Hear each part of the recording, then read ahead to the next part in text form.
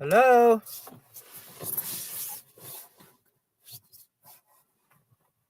Oh, I can't hear anybody. I Can you hear me? forgot to mute. I forgot. I said I'm doing that thing again where I forgot to unmute. Okay, can you hear me okay? I can hear you just fine. How Good. So was your lunch? I don't need to put these on then. No, not if you. No, not for me. You don't. Nice. Nice. How was your lunch? Oh, it's good. Was it Yeah, good? I'm part of a gym, so I go and do not work out because I have an allergy to working out. Sure. And I they have a little bar there, so I go there and talk to my friend who works there and had a little snack and a soda water, and then I just ate a sandwich and I'm all ready for convo. Bring it. Yes. Bring the convo. Let it So happen. I'm gonna read your book again now because now it's been a long time. I can't remember much Well, except read the biography. That's okay. got a lot of juicy stuff in there. There's a lot there. Yes. I really want to rewrite, not like entirely rewrite, but I really want to do a real solid another edition of Permission to Be Human. Really, really, really want to do that. I think I could make it so much of a better book because it was my first book, and there's just a lot that could be improved and added to.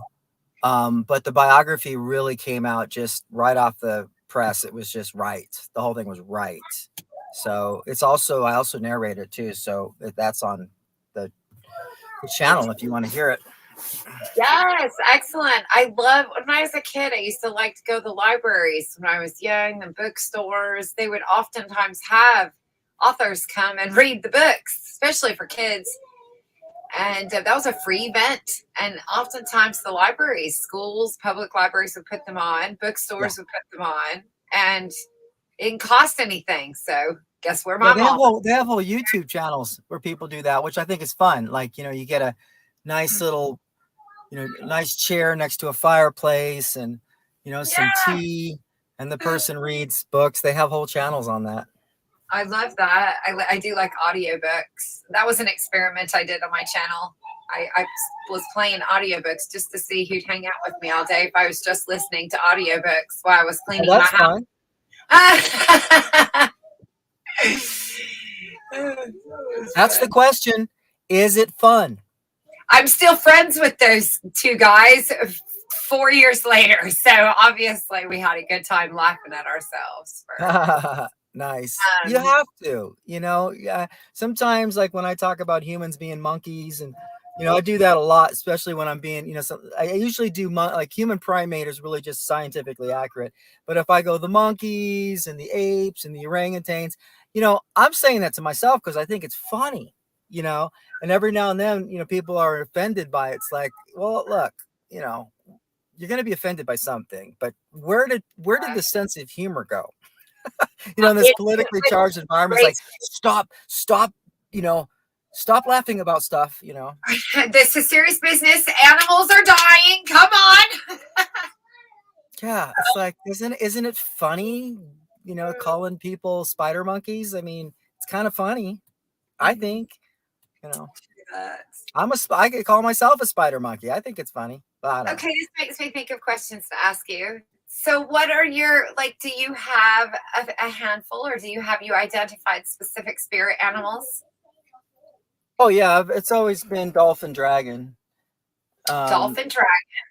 Yeah, it's always been dolphin. My whole philosophy is kind of built around the dragon dolphin totem.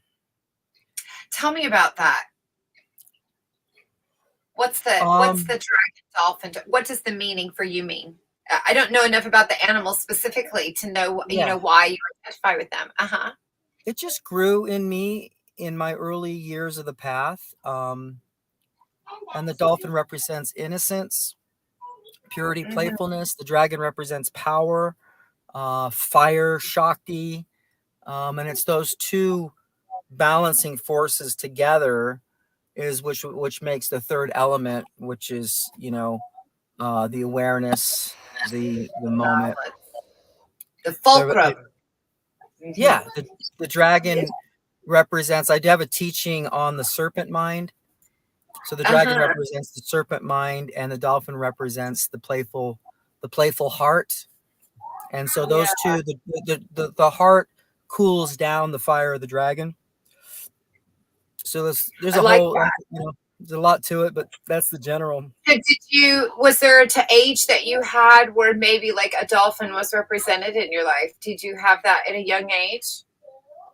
Oh, well, I got into, no, it wasn't until I got into, more new age thinking, early, in the 90s, and, especially with Drumvlo and, the Flower of Life, the dolphin there. Yeah. And I just bonded with the whole, just, it's a very intimate, it might sound strange, but I have a very intimate relationship with both those forces. Mm-hmm. That's interesting. Sorry, that's my wee one. If you hear her in the bathroom, she's in the bathroom behind the computer, the room behind there, playing, giving her dolls a bath. She's included. Yep. Yes. If you do hear her, she's giving her baby dolls a bath. So, I can hear her in the background. Yeah. This is important business. She gets vicarious. She hears, what we talk like adults around, so she's a smart thing. Well, yeah, because for me, like spirit animals, that was probably one of the first. Well, I did fair. Now I can say, well, now come on, Joanie, don't get so crazy because you did grow up in Arizona. So the concept was presented to me at a young age, so I can see why it would have been a very friendly a starting point, when you're young, of the concepts of spirituality from that perspective. I knew at a young age what a totem was, Oh yeah, I didn't at all. I was just raised Christian and just trying to survive and not, psychically die my childhood.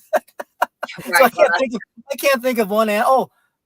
Willie, our little dog Willie, and he actually showed up. He's in the book too. He showed up when the Kundalini. He died a long time ago, but the Willie totem we had during the pre-big Kundalini experience. I had this whole shamanic journey that brought me back. It was a Kundalini release, and it brought me back to California. So there's a whole journey there where I start meeting these white dogs everywhere.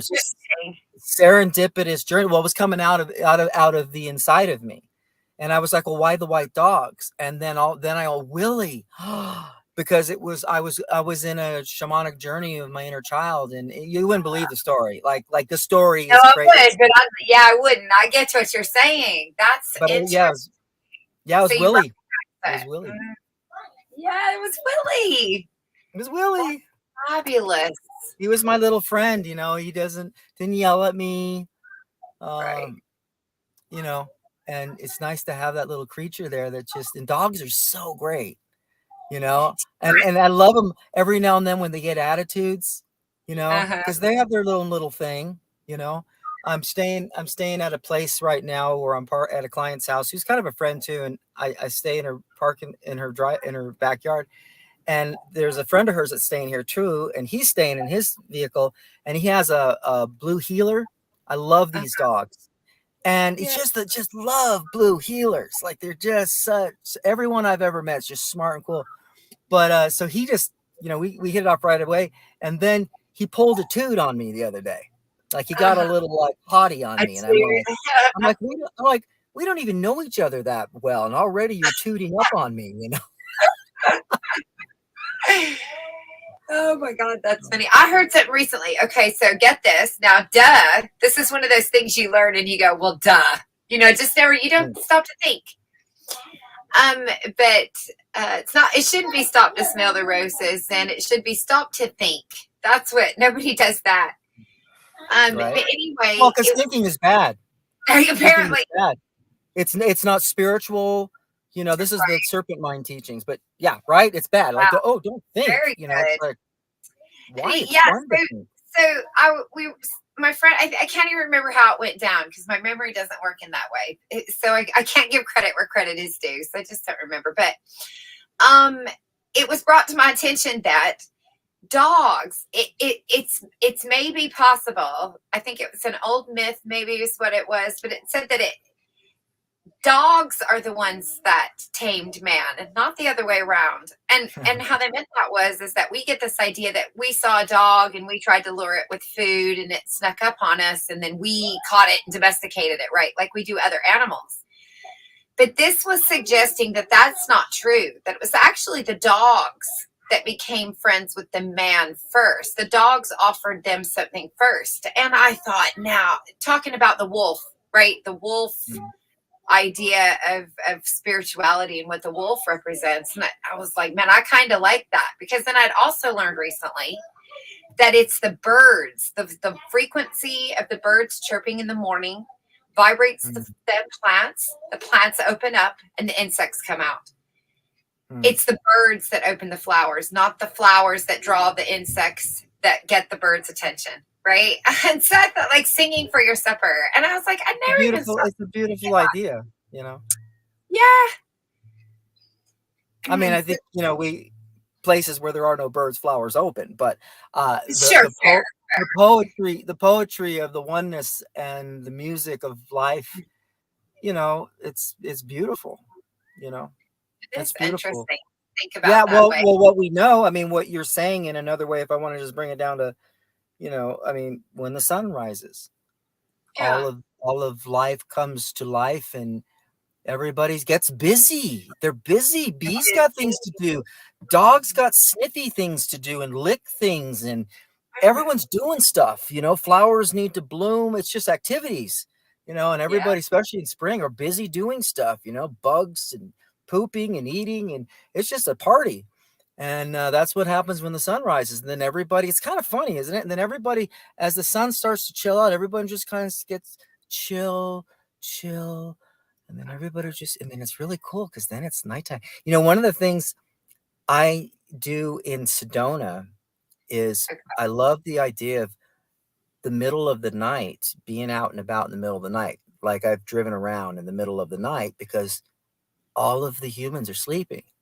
Right. And it's nice to be around, you know, be in the town when it's like nobody, you know, nobody's around. But it is interesting how everybody just goes to sleep and then the sun rises and it's party time, you know, flowers and, you know, except I hate mosquitoes. Are you there?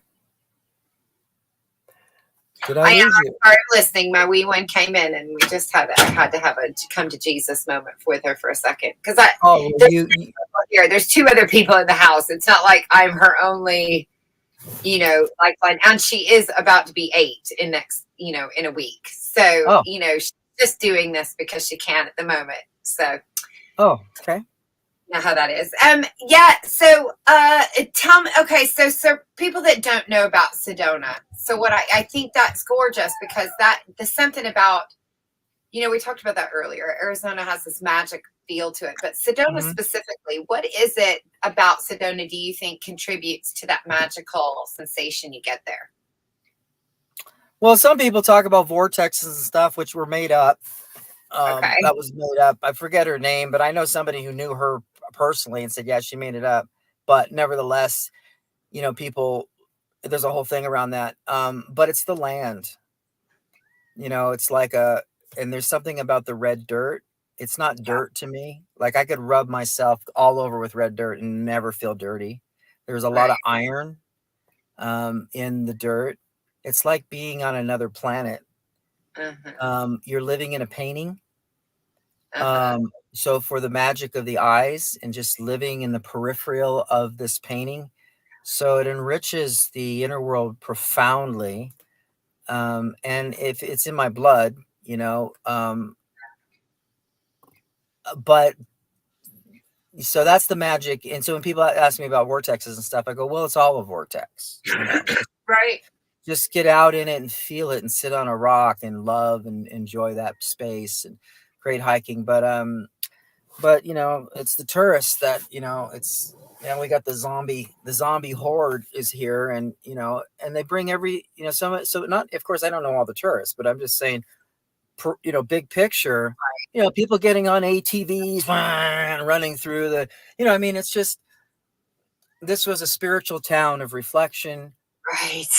people waving at each other, hi, and now the land is still the land, and I'm grateful to be here, but but to see that in Sedona, it's like having a temple that you meditate in, and now you just have all these city folk running around the temple, climbing the walls and everything, and you're like, You can kind of you see know, Jesus's dilemma there, kind of, can't you know? Like, wait a minute, yesterday there were no mummified cats here. Why are they here now? They're fucking up my vibe.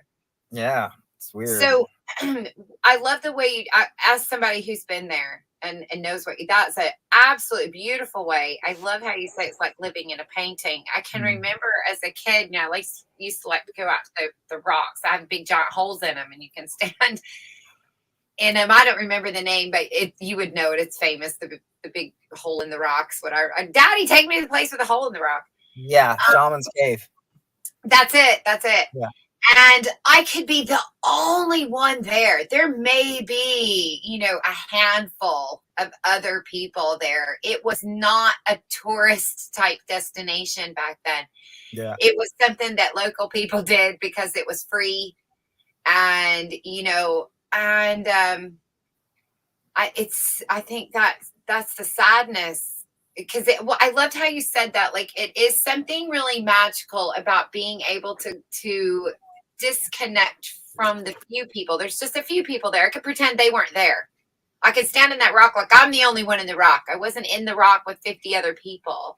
Mm-hmm. And that's kind of what I'm thinking, I was thinking about when you were saying it starts to change the way you see it. The picture is now not a landscape or a cityscape, even in the landscape. I liked that analogy. Well, I think it's, a big part of the spiritual or bio-spiritual path or natural journey or whatever name you want to put on it, the individuation process, the inner flowering. Sure. Something that I haven't emphasized enough in the way I teach it with people on doing the inner work is, your environment and where you live makes a tremendous impact on your inner growth. True that. You know what I mean? I've actually been doing a lot of research on this at the moment currently, because part of my thesis is adolescence. I believe that's what stage our human species is at. And funny about that is why I'm looking into the adolescent mind, because we think all puberty. We don't realize what actually is taking place in the adolescent mind at the time of this stage. So if it happens on an individual, it's going to happen on a macro scale with the whole species. And it is this awakening. That's what's going on in the mind. And the guy is saying here, he goes, if we can give a teenager, an adolescent, so double digits, if we can give an adolescent a place where they feel secure, where they have this, that, knowing what we already know, basically, if we give them a good environment, we create extremely healthy adults who are loving, caring, and generous.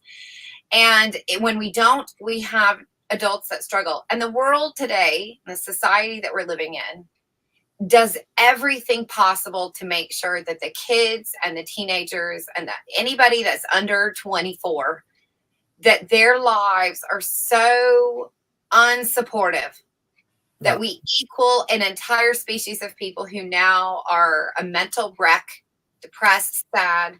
You get me?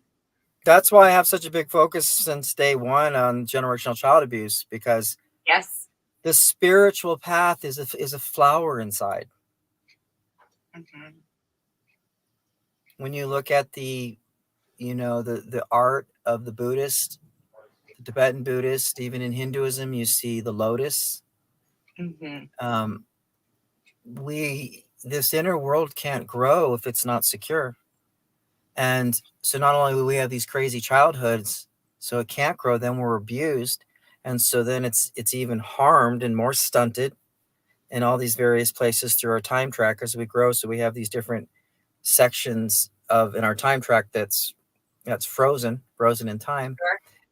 And then we have religion on top of that, which is when you look at the spiritual, then you've got all these anthropomorphic images, you've got all these various ideas. And if you were to just wipe all of that away, what you have is a child with a seed that is growing through the psycho-emotional energy. Mm-hmm. And as it grows up into an adult, that inner world becomes a flower. And so it's supposed to become fluid. It's supposed to Right. be fluid and feeling good. And you laugh and you cry and you grieve and it moves out of you. And you all of the feelings are the way they should be. It's fluid. And so that's the way I believe it's supposed to be. That's the whole point of the lotus opening and everything. And then you're always in that moment because you're a living, breathing, but that's the problem is it's simple, but it's not taught right. People don't understand. And there's just so much, it's a battlefield. Mm-hmm. You know? Sad. It really is. And it's hard to navigate through.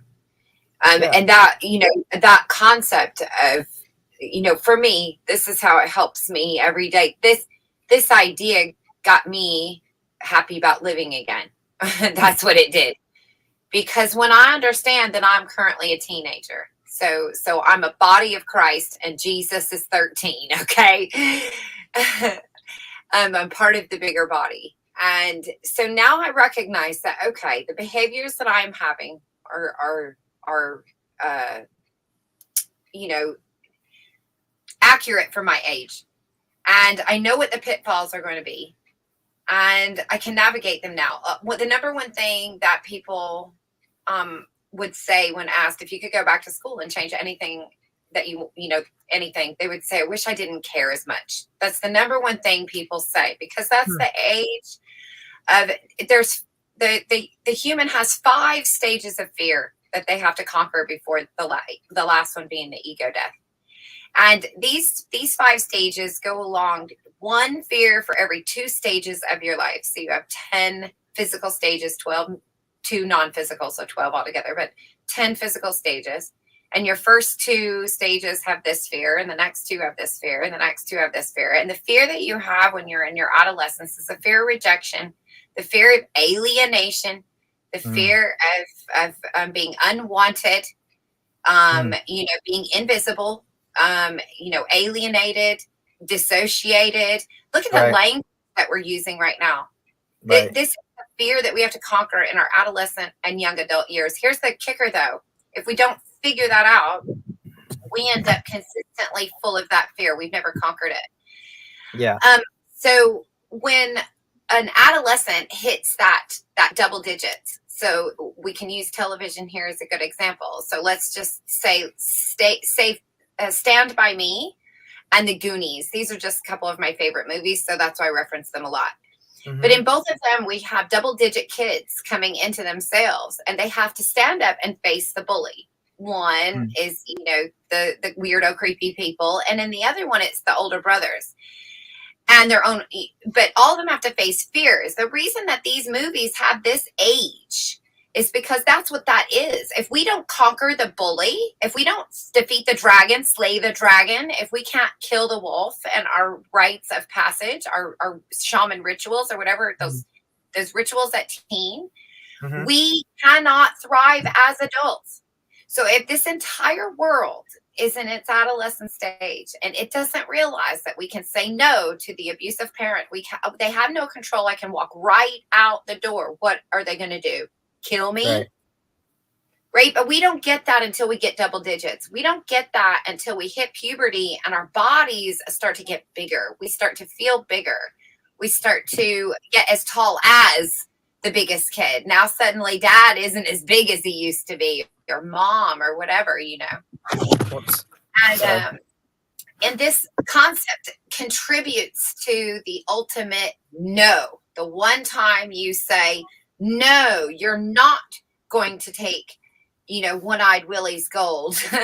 You just state that official no. And we know it because it's in The Sandlot. I mean, you can think of so many movies and so many films and stories where that rite of passage, those double digits, go into a no, a rebellious, a winter. Because what happened, I'll just tell you my own personal experience here. When I walked out of my house because I recognized that those walls could not keep me, it wasn't necessarily easy for a while. And I Right. think that's the dark side of the moon situation that goes on. And and for a minute, you think about going back. You almost think, maybe it wasn't so bad. And then if you're not in yourself, if you don't trust your gut, if you don't feel confident, you'll go back. You'll keep taking that abusive relationship back. But if you're grown healthy as a child and you're there when the opportunity comes, you say, all right, it's going to be crap, but fuck that. I ain't going back. You can't. No, I'm too darn stubborn. Right. Yeah, that's that hero's journey. Hey, look. It is the hero's journey. It is the hero's journey. Again, yes, it's right the there. hero's journey. Yeah, exactly. Huck. And that's the age. What age are what age are superheroes? How old was Peter Parker? How old are they? How old was the X-Men?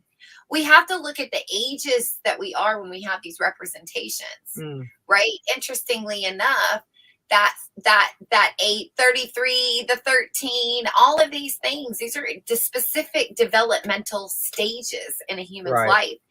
Right. Major changes take place for you. Yeah, that's the organic growth. That's why every part of it's so important.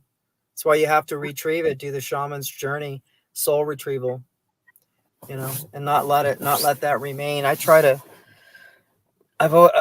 always tried to break down, ideas that people don't pursue because well, that's the world of the shaman, that's the world of the guru. And it's like, no, that's your world. Right. And it's your job to do the soul retrieval, if you're interested. Right. Some people aren't, but if you want real change, but you know how it is, it's like that inner journey it's the only fight, right? It's really it is the most rewarding fight, the most noble fight, the hardest fight. But it is much easier to go into ascension fun times, with whatever ideas. And again, that's part of it, but that spiritual bypassing is so it's so prevalent. But no, I think that you're describing exactly the hero's journey. And also in the beginning here, you had up on your thumbnail before we got started in the studio, you said what was it? It was my freedom. My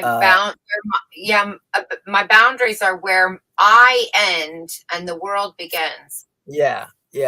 And it's neat to, it sounds to me like, you were talking about defining those boundaries through the maturation process, and so learning what those boundaries are for you. Because I think people have different boundaries too. Like I know Melissa, my ex-girlfriend, who we became really good friends for years after we had our little 4-month love affair.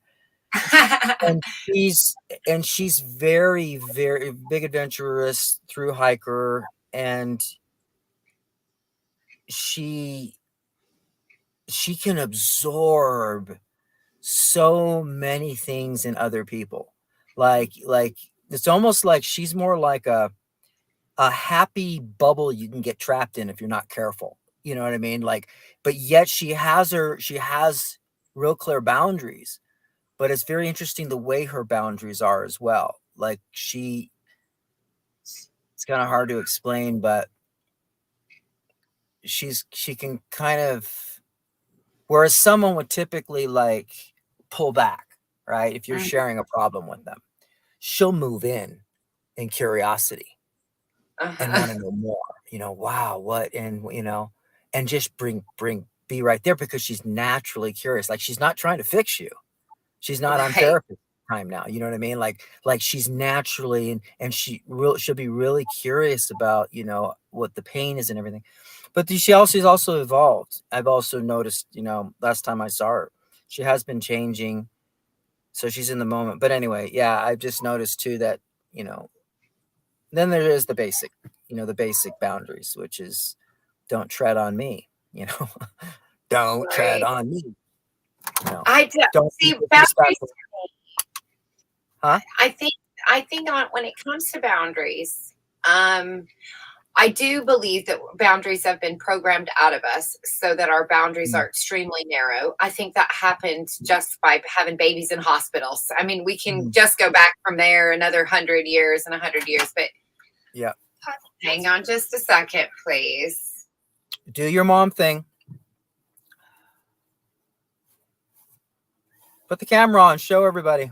Bring the whole family on. Right.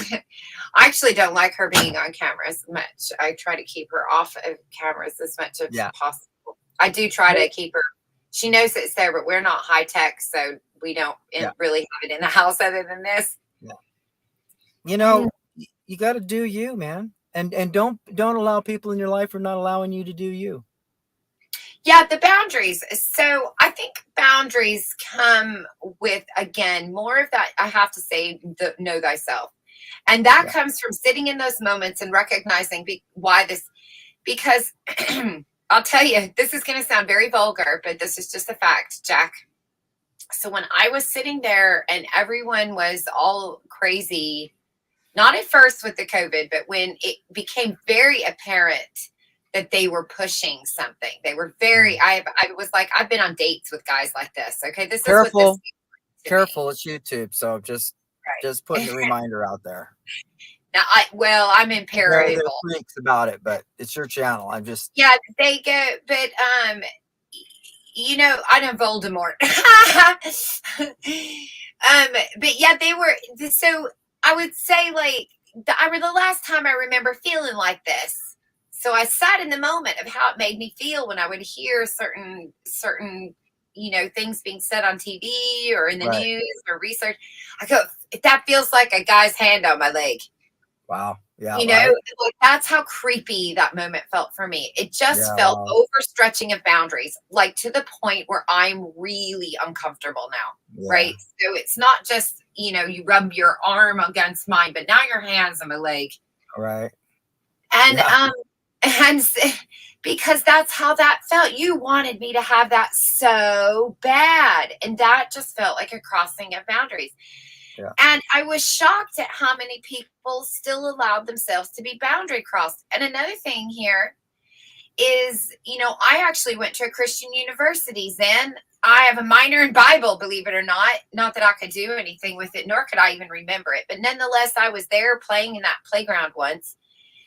And I was blown away at how many people, including the university I went to, including the Bible Belt town that I lived in, were lining up to, you know, accept their mark. I really thought that this was their time to shine. This was their moment to say, okay, boundaries crossed. You know, I don't know, Right. but this feels wrong. I didn't see that. And so then I had to start thinking, why even these people who it's 20 years ago, in the 80s, so it was 30 years ago, I was watching videos of Armageddon things. You remember this then, where the barcode on your can of green beans was going to be the Right. mark of the beast. And Yeah. look at what they've done. Look at how far they crossed the line. I couldn't believe it. So if you have any ideas about that, that is some brainwashing bullshit. With desperate fear to not die. I don't know. What are your thoughts? Well, human primates feel cozy when, I mean, we're hierarchical creatures. So when the alpha monkeys at the top of the food chain say, drag queen hour for your kids in kindergarten school, and I've done reports on men dressing up like women clowns with devil horns sticking their crotch with a 10-year-old girl sitting on a chair, and the guy who's pretending to be a girl has got his crotch in her face about that far from her face. Yes. And you've got all of these parents in the background going, ah, ah, holding their infants going, Bizarre as That's a bizarre thing. I have to agree. I watch that and I think, what the hell am I looking at? What is this? This is mind control on a whole new level that they've been working on a long time. You know, MK Ultra and the Monarch Project are not; these are not fantasies. You know, this is admitted mind control projects, and with your phones and all of this programming, you know, you can see it. I don't, you know, Yeah. but see Okay, it. I so mean, you can see how crazy people are. They're like, you know, they're so programmed, but it's also the nature of the human animal. You well, know, if an that's authority exactly. figure, you know, says like Biden, it wouldn't matter even if it was on the right or whatever, but if Biden said, you know, I mean, you're seeing it. And then there's a segment of the population that's just going lockstep and doesn't care. He could just legalize pedoism. You know what I mean? I'm just changing that word so no one.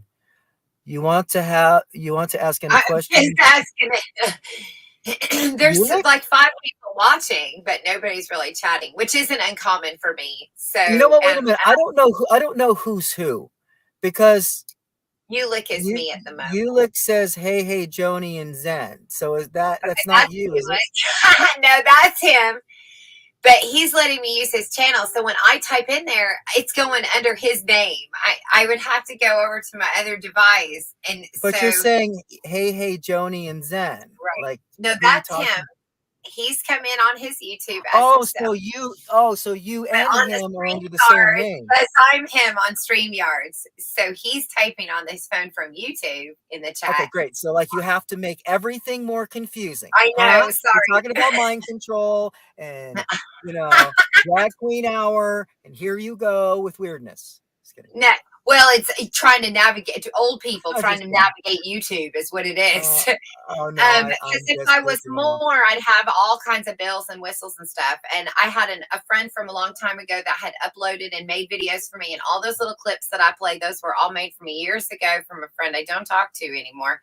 So that's the only surviving relics of my old, channels. I'd love to do some collaborations with somebody that likes to fiddle around with their computer. But Yeah, if that doesn't happen again, I made some pretty awesome videos. So, I love your I'm video. Yeah, about it it. was awesome. It really was.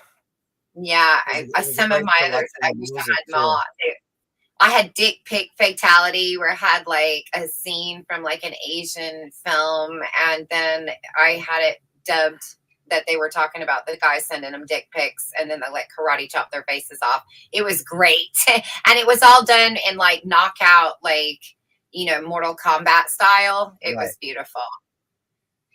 And then I'd Yeah. one about mermaids and narcissism, and I had a lot of them. They were really cool.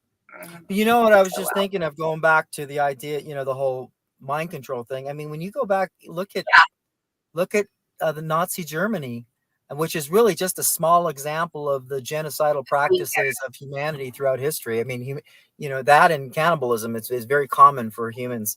But the concentration camps, some of them were in neighborhoods, Yeah. and there's videos of people, them bringing in the neighbors into the concentration camps after the West came in and got won the war, and there's all videos of them bringing in the locals, and they're like, "This was what you were smelling," because the locals would complain that they Right. smelled bad, and you see all these neighborhoods, and this is just the nature of the beast.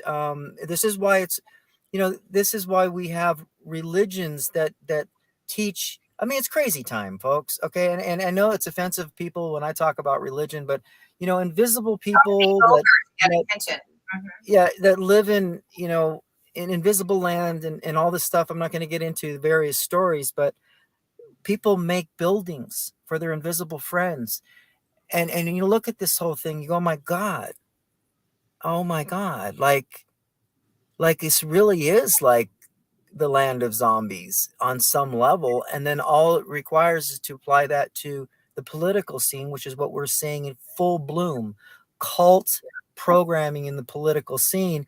And people are walking around just completely like oblivious, ding dong, ding dong. I mean, they could literally legalize pedoism. I'm just using that word so Google doesn't get weird. But you could, they're close to it right now. I mean, I could show you report after report. And they get away with anything. And so that's why stepping out of the herd and starting to think outside of the box, start operating even counterintuitively at times, because your body may go, don't go there, freeze up. And then sometimes your intuitions are guiding you out of the box. That's just, but yeah. And that's that takes courage to step out of that circle and, and do that. But they say ignorance is bliss. So I don't know, I mean, if you don't create a boundary, somehow you're going to have, your grandson. I mean, I'm seeing, so this, listen, I'm for everybody, be transgender, be whatever you want. I don't care. Like I encourage freedom for religion, freedom from religion, whatever sexuality you want to do and be, as long as it doesn't hurt another person, I don't care. But keep it out of our damn schools, because schools are for science and math and all the basic, things that they let them learn the basics of life, the basic physics of life. But they're completely indoctrinating everybody, our children. And it's unbelievable to me. I've been in this a long time. I've known what was coming, but I can't believe what I'm looking at now. Like, I can't believe how brazen they are. Like, it's like, wow.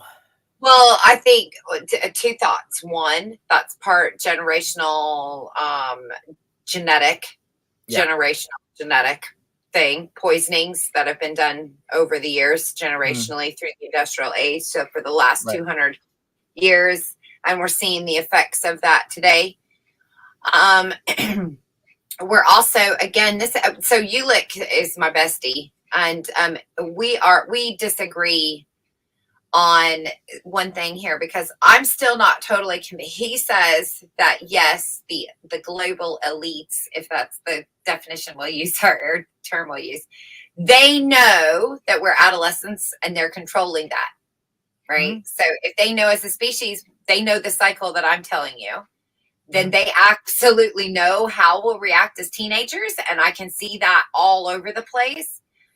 Now, I still argue that they possibly don't know that pattern yet. And because of that, they're just hall monitors. It's not like they're teachers or their staff in the school. They're still just hall monitors, the same age as you, and don't realize that their behaviors of being so greedy and self-centered is normal for 13-year-old boys or 16 or whatever. But I'll say this too, with that MK Ultra, so with that control. So forget whether or not, they know. In generations, it takes 3 generations to change, takes a cycle of 3 to change a behavior, change a habit, change anything. 30, what you do in business doesn't affect your business for 90 days. That's 3 months. So 3 generations. And so you think about back 1 generation, 2, 3, and then you take that group and you pull it out again. So now you have 3 basic 80-year cycles. So the human life, right? Mm-hmm. Now you end up, but here's what's fun. Now you end up at 1776. You end up at the last time all of these generations were at play, same point in that timeline, where these big events take place everywhere, and we had these aftershocks of wars. And I mean, think about what that revolutionary was, 1776, the Revolutionary War. That's a world war, basically. If we're talking about us being the world, right? Isn't that what Western civilization says? Mm-hmm. I'm just thinking these things through. So, but we had all of those alignments. We had all of this, and we're sitting here, and now you have to decide, okay, if that's how rare that is, And this is the location. Now, I didn't make any of this up.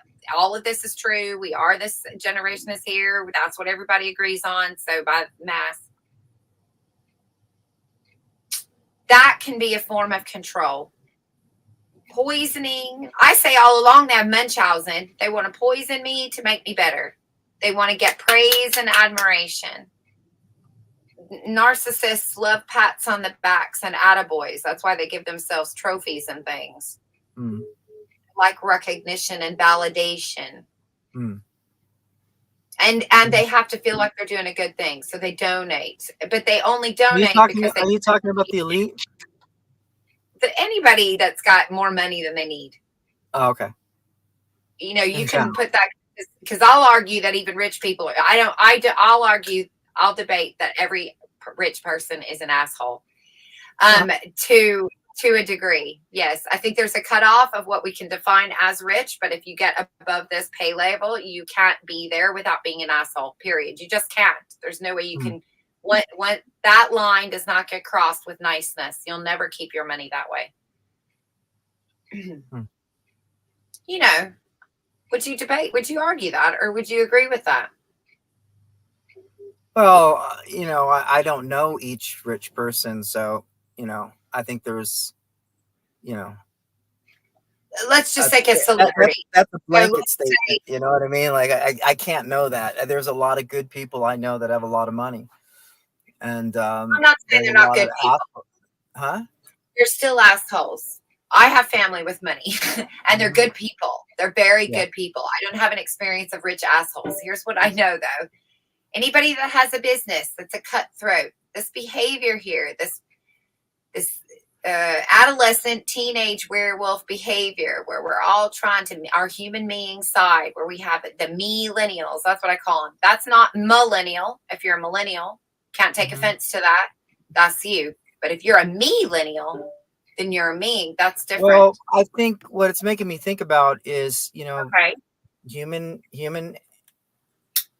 primates are territorial. So when you get more territory, you need to protect that territory. And it feels good to have more territory. So we tend to naturally want more of it. And you can see this in the financial arena. And it's understandable, you know. King of the Hill type stuff. What's that? Would you say king of the hill type stuff? Well, I know we're using different words for it. I mean, I just see it. Yeah, I'm not necessarily, that's not the word I would use, but I do understand why you're using it. I just, like, I was thinking about Cynthia over here, who I'm staying with. She's bought, I think this is her 4th or 5th house. This one was $1 million home. Cynthia is just a big, ball, sweet, you know, beautiful person. So I don't see the king of the hill type thing. You know what I mean? When I think of not with her. No. I wouldn't say that. Right. But she has, but you can clearly see the maintenance and the thoughting that's happening around her field of influence as it grows. Sure. You know what I mean? And then you got to take care of it because you got vested interest. And also there's concerns that other apes might take your stuff. And you got to be careful of the boundaries of your territory. So these all manifest themselves in different, you know, psychological nuances. Do you think that makes people have to challenge their values or morals at times to keep what they have? Yeah, I mean, it depends on how risky, how high the risk is. For instance, you know, if for what I see is coming, you know, and I mean, well, you know, even the best of people, when they cannot feed their children, will have to make decisions to take your food. And if you are stopping them from taking their food, then you will be taken out if they can take you out. So, so you look at like, where's the right and wrong here? Well, from one perspective, it was bad for them to come take your food and kill you. But from another perspective, it was absolutely necessary and right, sacred that they did what they did for their children. So, you know what I mean? So, but, do you really but it think also people resort to such things? I mean, honestly, if you were fast forward in time, do you really think that that the people in that town are going to start basically just start robbing each other? Well, it These, depends on how bad it gets. All it has to do is get bad enough, and right. your parameters for what you need to handle. What do you need to handle? You need to eat. Your child needs to eat what needs to eat. I mean, that's all that is. It's What not a happens to good or desperate bad thing. people? Where do they go when they're desperate? So let's just say, yeah, there is no food now. Desperation is Your setting in. biggest problem as we move forward into what we're moving into is going to be your neighbor. Okay. It's going to be your biggest problem, because human animals, then as it doesn't matter how nice you are, they will have to resort to, you know, violence to get what you have to take care of their own. And it doesn't make them bad for doing that. That's why you should be able to, and I'm speaking rhetorically, protect the things that you have with, and this is what I tell people all the time. I do this podcast. I say, be ready. People's like, well, what the hell are we going to do? Because I tell people hell's coming. You don't have to believe it. Put what I say on the, doesn't matter. I hope I'm Well, what wrong, if instead of thinking but zombie you better be apocalypse, ready. got more Gilligan's Island and everybody started pooling their resources together? Well, that's up to the person how they want to look at it. They could do that if they want. I just think that people need, I just try to, I'm a realist. So, if a tsunami, if I'm seeing the water go back, which is what I'm seeing right now.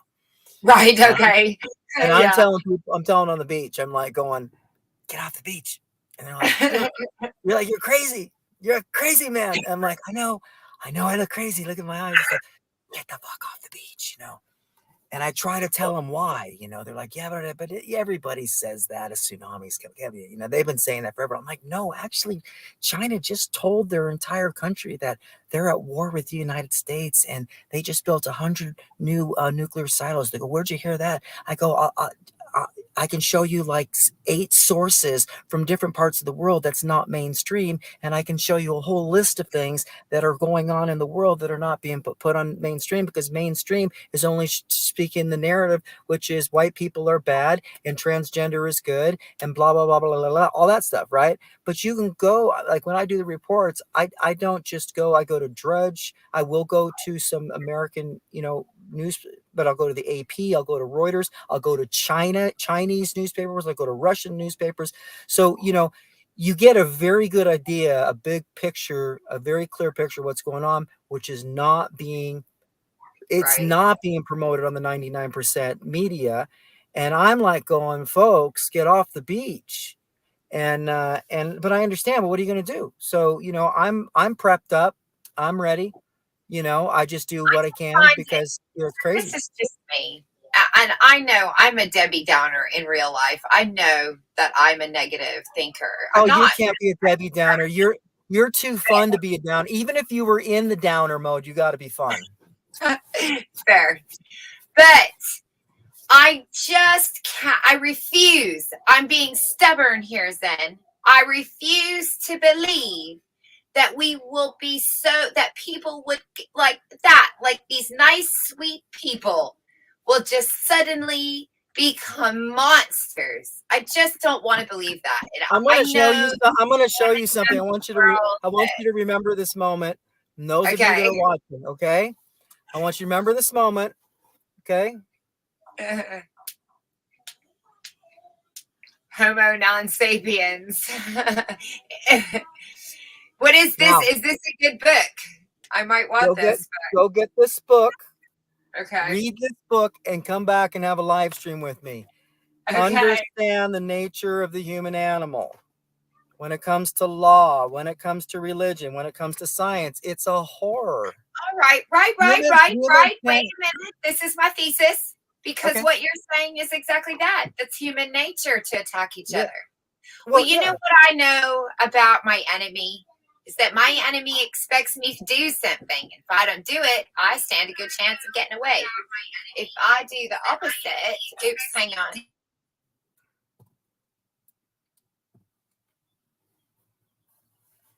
it's just the nature of the human animal.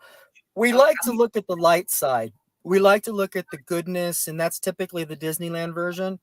But the history of humanity is, I mean, the violence that's been involved in just founding empires. It's not just, oh, bad America. I mean, the Indians, the Native Americans were killing Mexicans. Mexicans were killing Native Americans. Why There don't were we some just Native Americans that were slave owners. We've had slavery in every culture. White people have been enslaved. Um, Horrors in Africa, genocide. I mean, infanticide, the killing of babies. So, the thing of it is, it's like we're living in a culture that's been, you know, we're living in a civilized. I mean, our world is much more civilized. I think, Steven Pinker talks about the angels of our better nature. So crime, he was able to see how, the violence of humanity in crazily has gone down, at least as of the date of his book, which I think was maybe published in 2014 or something. But now we're seeing definitely a rise in it, but it's a cyclic nature. This is why I think, where technology can come in. I'd like to see us producing and I think this would involve genetic technology, maybe start tweaking humans so that when we get bored, we don't start stabbing each other in the face, or we don't start pulling wings off of bugs, just do something that's for like, the next Gandhi reincarnation does. then? What's My that? friend Ulick's here now. That's for the next reincarnation. That's what we'll make ourselves. My friend Ulick just walked in. Hey, Zzenn. How you Hey, doing, you man? look How's things? Just listening good, to you. man. How are you? Yeah, great, thanks. Are you on the stream, or are you at? He lives with me. Oh, Us. okay. He's Yeah. part of our family. Mm-hmm. Okay. Yeah, just listening to you. Sort of disagree with you about the last thing you were on there. Just that we're getting Good. worse or we're getting better. I don't think we are getting better because the problem is still there. It's the masters. It's not us. We're always going to be subservient. But if you say that them controllers, them narcissists or whatever, that they're not going to change. That's, you know what I mean. That hasn't changed and won't change. Well, unless you wipe it out completely, because that's what's happening and all the time. So when you say cycle, when you say what 1 million people in Yemen or something like that being killed is it's a different way of doing it now. You know what I mean? It's still being done. Like No, so. listen, yeah, I don't think the leopard. It's, I don't think the yeah, leopard changes Yeah. its spots. I absolutely agree with you. I was just saying that Steven Pinker is a scientist who had done some research and said that he had seen, like, compared to, like, we're in a Googleized, mm-hmm. The way life has been in America and such, and compare it to the brutality of, tooth and claw, let's say, centuries ago. So he had showed some evidence that, the way we've been civilized and sort of what I want to say, domesticated. But I would agree with you that that barely holds a candle to the territorial beast and where it's going now. I believe that especially with religion, kind of being exposed, and more people are becoming, like Christianity has been going like down through the floor in America. So they don't have any ethical, stories to hold on to. So now the inner beast is being released. And this is why I think we're going to see some form of a zombie apocalypse. And I think all hell's going to break loose. I really, really, really do. When you say a zombie apocalypse, what exactly do you see happening there? What do you use that as metaphor? There's some about that I can't talk about right now, but I I believe in I can show what predictive programming is, and it's admitted by those who have been involved in media for decades. They admit it themselves. But the post-apocalyptic and the apocalyptic movies we've been seeing the past so many decades are just predictive of what they're doing. And right now they're fully enrolling. They're rolling it out now because technology has gotten to a point where whoever owns the technology owns the planet. So, you got to move now, and China's moving. And so in China's philosophy, they believe that they have the divine right to rule the world. So America, Why? That's my philosophy. Wait a minute. They Yeah. stole my philosophy. I have the right to rule. Who says China got? Who died and made China king? Well, our administration is in bed with them. That's all I know, and so they're making that. So it's happening, and I don't know. It's but they want it to happen. I mean, they're allowing it to happen. Our country is not going, oh no, things are happening. No, they're not. They're like, yes, that's what's happening. It's right. I signed a contract that China. It's been in the works for a long time. I mean, they were talking about this. The American commies were talking about this in the 60s. It's on record. They were going to start a race war. What makes people? I hear a lot of people just go. They'll say things like, AI is going to take over the world, but okay. You just accepted it as the truth now. The fact that you'll just say, well, what can I do about it means you've accepted it as a truth. That means that you've given your power away to a noun, a person, place, or a thing. Because this is why I don't like the alien, and this is why I don't like God. Because what that does is that an alien makes me assume that something outside me has more power than me. The minute I believe something outside me has more power than me, the bullies won. I'm not going to stand. But not necessarily. There are things outside. Yeah, but the truth is there are things outside of you that are more powerful than you. No, I don't agree with that. I actually don't agree with that. Yeah, but I think it can scientifically be proven that if you were on a beach with a tsunami, it's more powerful than you. Well, that's fair. If you were in Ukraine and you were dealing with a bunch of Russian soldiers, they're more powerful than you. If that's an environmental. I'm talking about a mental. But they keep telling me that, the devil, when I was growing up, the devil was bad. I had to say Jesus's name to make the devil go away. The devil was above me, and then Jesus intervened, right? Well, you're talking about now you're going to subjective things that you're dealing with that are more powerful. You've been telling me my whole life that there's always someone stronger than me, smarter than me, greater than me, better than me, prettier than me. And prettier.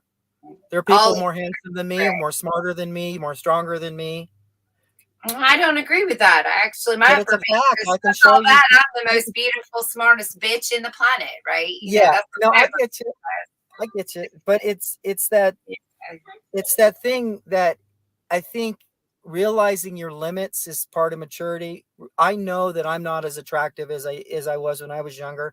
I know that, there's so many things that I was hoping I could do and hoping I could succeed in that I've clearly seen, I could go on and on and on about learning the limits, the things that you thought you were going to get and thought you would have, and you gave it 1,000%. I like to give the example of American Idol.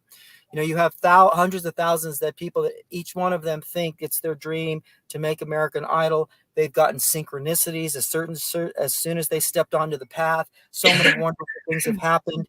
And what happens? You see it when they go up there. You'll see a young girl go up there, and her parents over there in the corner, and she's real nice and everything, and she opens her mouth, and it's as if a dead frog just farted. Horrible. Right. And so, Simon Cowell is the dark lord that comes in and gives her the gift of saying, you can't fucking sing. And your parents need to stop telling you can, but you do have these strengths. You know what I mean? So I guess what I'm trying to say is that there's not enough room at the top. Reality is not everybody gets what they want. That's just the radical limits. I don't care how hard you work at any one particular thing, you may not become the greatest whatever on that, no matter how hard you work. But I think what I'm hearing you say is that you have to be good with you. You have to be happy with you. You have to be content with your efforts and your intelligence and how you think about things and how you the way I live my life, and I live it the way I feel right about myself. I'm clean in a certain way. I have my things in a certain way, but I'm no longer comparing. It took me a while to be okay with me not, as I've gotten older, I don't have as many females looking at me as they used to. And it was a shock to me because I was always a fairly attractive guy, and I just, it's that eternal thing. And it's like, oh, wow. And then now I'm getting older, and, and that guy over there is much more attractive. In fact, if I'm talking to a female, you should go for him. Right. I don't know. I don't mean to overdo that, but did that even apply to what you were saying? That's just what. Yeah, of course it does. Everything also always There's just the reality of it. You know what I mean? To be talk able to about that say, here a lot about because there's a big difference between our wants and our needs. My favorite scripture in the Bible actually is about that very thing. So ironically, there's a little dot for myself. I learned when I was know thyself, because why was that my favorite scripture as a kid? It's a stupid scripture. Nobody even knows it exists. But it says, in whatsoever state I am therewith to be content. Not that I ask in respect of want. For whatsoever state I am therewith to be content. And I remembered mantraing that as a little girl, because I thought, okay, I'm fine here. Whatever this is, I'm good here. I don't want anything. And now, are you Christian? No, I'm nothing now. I don't. I'm not any label. I'm me. How about? Is it Ulrich? Ulick. Yeah, I'm sorry, Yurik. What's no your problem? Ulick, like Ulick. You lick a lollipop. Yurik. Yeah. And where's your accent from, Yurik? Ireland. Woo! I'm part Irish. I've always wanted to go to Ireland, where it's nice and the druidic, vibe. I've always felt so such an affinity, with that part of the world. Yeah, it's a beautiful place. Don't you have like dark forest over there, like a dark forest or something? The dark forest, the fairy forest. No dark forest. No. Huh. Funny enough, I was just telling Joanie and her hubby this morning about there's very few forests left in Ireland because of the British and their boat building on their conquest around the world. Yeah. Well, there might be some in some of the estates, the old estates, all right, left, but I'd say they were all cut down when Sherwood Forest exists no more. The final ones, right? Yeah, the final ones would have been took down when the estates were after the 1916 rising. That time they went and took all the estates over, whatever. Right. Some were left actually. Some tree, you can see some semblance of there. There's one actually, just it was a great place. I was sitting stoned in it one day, and it was the foundations of an old estate house, and I was just sitting in it, looking out where they would be sitting, I'd say, on a Sunday afternoon. You imagined yourself. I just put myself in there, like you do. Yeah. I said, wow, imagine everything you can see on this vista, and like you say, the top of the hill. Nice. Looking out on this. Did you hear about Conor McGregor showing up at the bare knuckle fighting competition last week? No. Oh, okay. I don't. I'm a bare knuckle fighting fan. Are you? Fan. Oh yeah. I don't like McGregor. He's meant to be a right scumbag. I'm not a fan. Yeah, just he might be good at what he that shit, what he talks and all that. Yeah. But at home, he doesn't. He's not liked at all. That good. Yeah, I'm not because of his fame. You know the way people get famous and. Yeah. No, that's why. I don't even like. Douche. Yeah. Well, this is why I like bare knuckle fighting, because it's real. It's real fighting. These people are real down to earth. It's a real dog fight. They have a lot of no matter how much they compete with each other with everything before they fight, after they fight, they always hug each other. It's just a sport I absolutely respect. And it's gotten it's been exploding, and it's gotten the attention of now Conor, who showed up, and he got onto the ring, and you could clearly tell the owner of bare knuckle kind of wanted him off the stage, because he really respects. I mean, these are just old boys, and these guys and girls who fight. It's a very real sport with real genuine people. And Conor McGregor stood out like a sore thumb. You know what I mean? And he came in with his whole thing, and I'm like, Conor, you're gonna get your ass whooped, because it's a whole different sport. Like, it isn't just by taking off, the UFC, that little pad, just by taking that off, it's an entirely different sport. Like it is amazing because they you stay up on your feet and just it's amazing how it's like the difference between like baseball and football almost. It's really weird. It is such a uniquely different sport hand to hand. And so everybody's wanting to get in on it. But the fighters who were nobodies who have made the sport, the owner really respects these people. And so I really love the realness of the sport. And I frankly, I don't, from what I know of the owner of BKFC, he's going to have his thumb on Connor. I think he's going to have his thumb because he doesn't want Connor to turn it into a circus. But anyway, that's another topic. We're talking about, we are talking about human violence. So this goes to show what we love. We love to see battling. I don't believe that it might be a sport, but it's not any of it. It's all staged. What do you mean by that? It's all for money anyway. Well, them guys are top BKFC isn't staged. They're top athletes. They kill if it wasn't staged, they'd be killing each other like the wrestlers. They're top athletes at what they do. If they were, they would be able to kill each other. I know guys who do it actually, and I know one in particular. His job was cutting people out of car wreckages. Right. But he was that type of guy. He was deep into his taekwondo, and he was off in Japan and all, and he learned all these moves of whatever. Right. Now, I had a good friend, Marty. They did train people in this for their self-defense and that. I never done it myself now, right? Well, but I knew we'll have to disagree on the stage part of BKFC. It's not. But they were telling me themselves, if that was real, they would be killing each other. You'd be actually seeing people killing each other. Well, have you watched it? Yes. Well, they're really fighting. You're not saying that they're not actually fighting. I know people. You're saying that it's more sparring. That they, you know what? It's more aggressive. I don't get involved in sports or men's arguments about them. Well, so if you believe that wrestling then is a real sport. Well, wrestling is obviously staged. Yeah, I've been watching BKFC since the beginning, and I know the difference between staged and real fighting.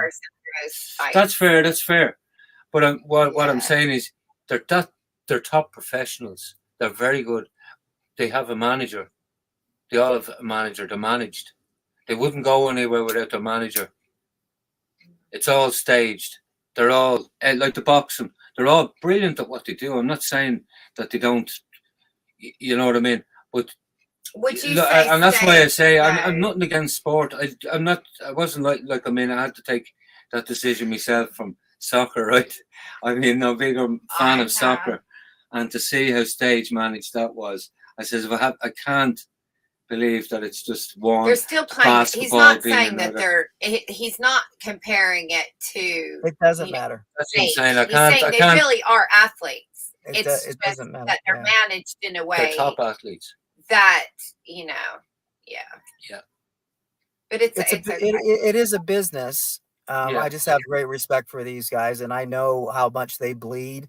And I've been watching this for years, and I know they're real fights. And but it is a the owner of this BKFC. One of the reasons why I like it is because, and I've been watching this stuff since I was a kid. Is they don't really, they don't like so much of the hype. Some of the best fighters that I really like are some of the toughest guys. They're just no BS. There's not a lot of fluff, and they just come in there and they're just real like street fighters, But anyway, yeah. I'm just giving you the idea of the way my brain thinks. That's okay. If you know what I mean. I'm not. Yeah, this is that I told you in this room. Everybody, this is kind of a free free flow thought. We all challenge each other, but everyone's time love. And in fact, if you didn't have your friends throwing monkey wrenches at you, might think you were a god or something, or know something that Hey, you don't have to explain that to me. I expect it, and that's common if there isn't some conflict or disagreement, I don't think we're having a real conversation. But there's a point where it's like I agree to disagree. You know what I mean? Like I don't, and it's okay. It doesn't matter. Watch it, don't watch it, whatever. It's our control room. Yeah. So, but anyway. So wasn't the last? Yeah, I think there was somebody on the last when I got off. Somebody said their opinion of me went down, and then they said Elvis is I saw that, and I was like, well, perfect, because I'm not speaking my whole truth if somebody's not throwing some tomatoes at me, so I'm glad we got a little bit before I left. You got to be tough to stick around this gang. Well, listen, I'm for a two-party system, not a one-party system. So if there's no dialogue, I'm a B-party system. No-party That's just me. Because I say no. If I say no, then we don't do it. That's how it works. You can go do it, but I'm not going to do it. And that's why I have problems with them spraying my skies and stuff. You haven't asked my permission. I haven't given you permission to do that. And as long as I say no, you can't do it. And I don't know why we don't have people taking them all to court. I don't know where the lawyers are. Seems simple enough. Do you know when they were giving Lucy Juicies away for the scholarships and lottery money? That was absolutely against the law. I did 2 streams on it, pulled up all the law records, including the governmental websites, and showed how that is against the law. What these governors are doing. It's and not one lawyer was popping up. Of course, I did 2 streams on it. It wasn't even 2 months later. You never even heard of such a thing. What?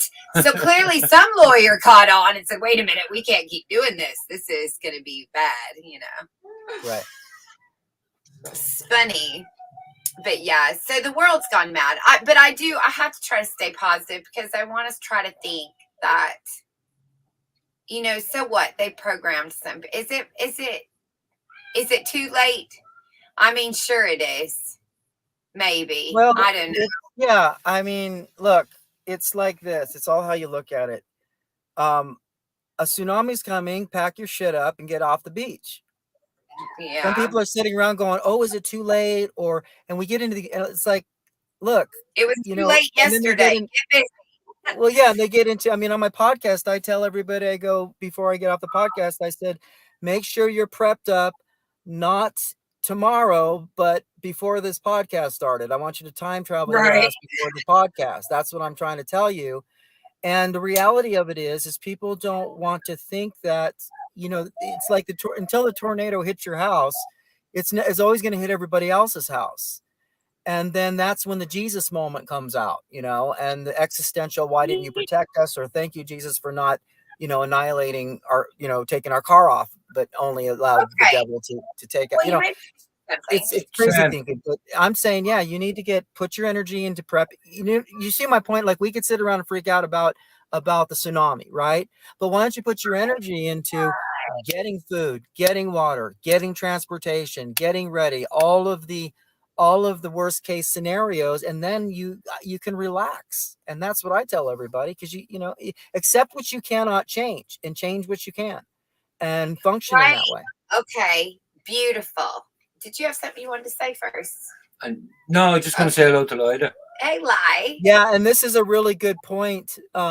The Georgia Guidestones, this is very significant that got destroyed like that, with no conversation, no nothing. It got destroyed.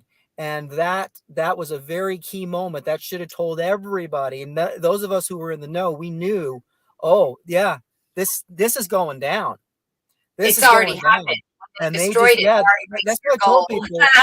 Yeah, when the pandemic went off, this thing was rolling out. They put it in full gear. And anybody who's anybody in this thing, I mean, they're all saying, yeah, it's on. This thing's on. So, I couldn't have said the same thing in 2015, 2010. I knew it was all in the works. It's been in the works a long time in our society. But when game time was on, now it's on. So, I don't see a way of turning it around. I mean, look what happened to Tucker Carlson. I mean, they're taking everybody out. And love him or hate him.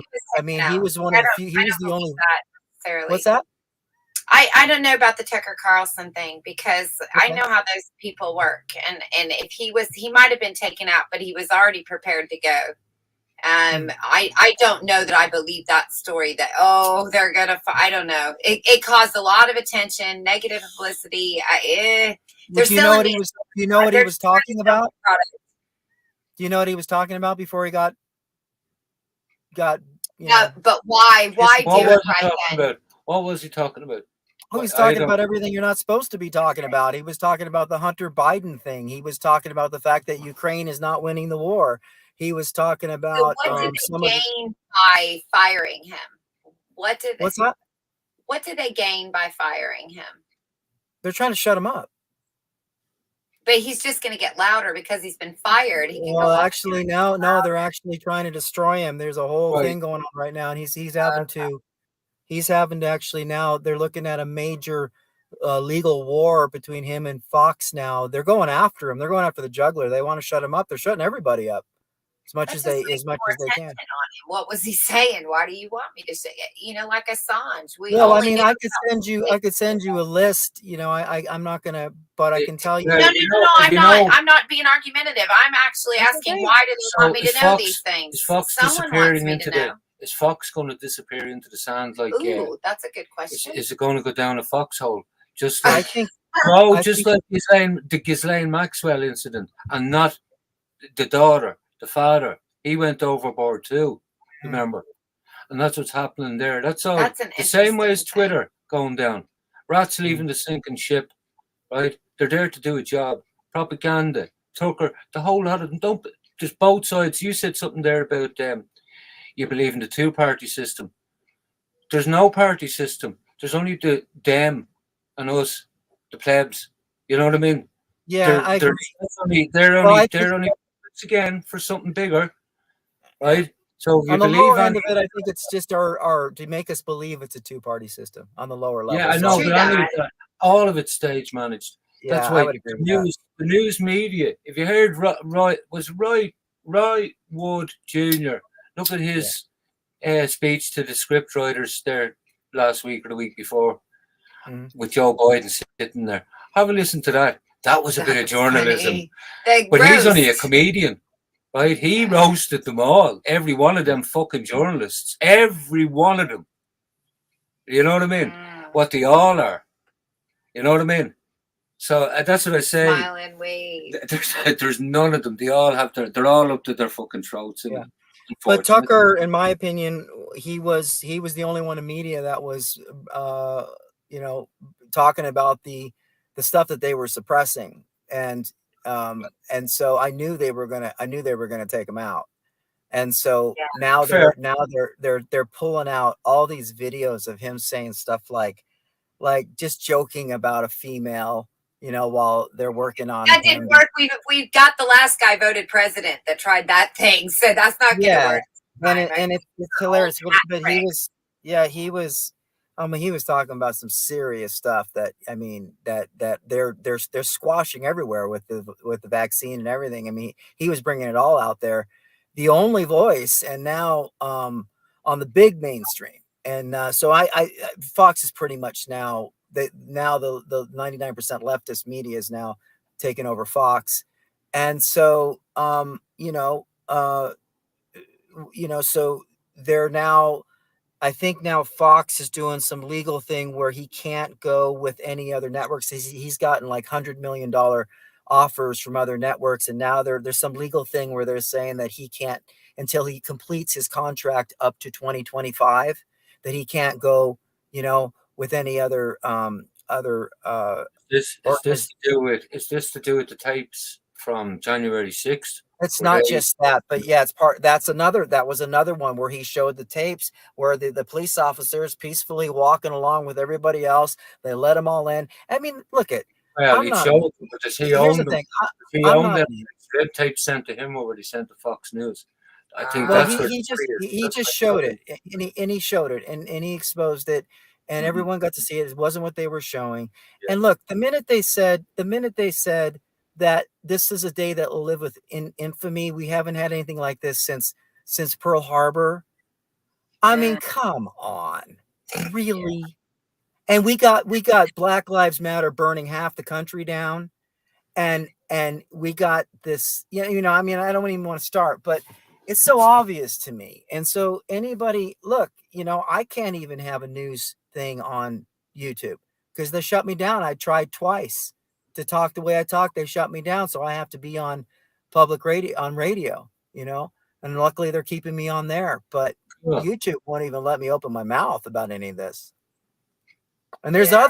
other channels like Redacted and other channels that are talking about it, but because they're so big and they're bringing so much money in, I think that they're just, you know, they're letting them talk. But I We have wouldn't be surprised. conspiracies in these circles that those people are somehow controlled.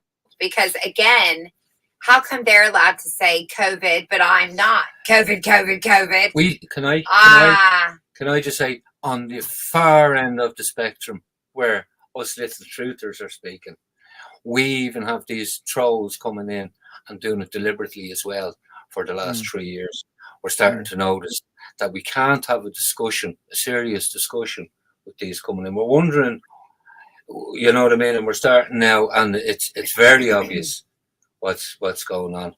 That it's more widespread. It's not just them that are making money out of it. It's just us. Last night, for example, there was a guy, a radio Fairman or something, and he was saying he'd 6,500 subs, and COVID hit, and he was speaking out against it, and next to it, gone. Yeah. Well, Yeah, like there's another one in the works. Mark my words. I hate to say this, but that was just a test run. Mm-hmm. Oh yeah. So why? So then that's where my question lies. So with Redacted and Tucker, they are controlled. Even see, I want to be a journalist. They're not I know how they work, right?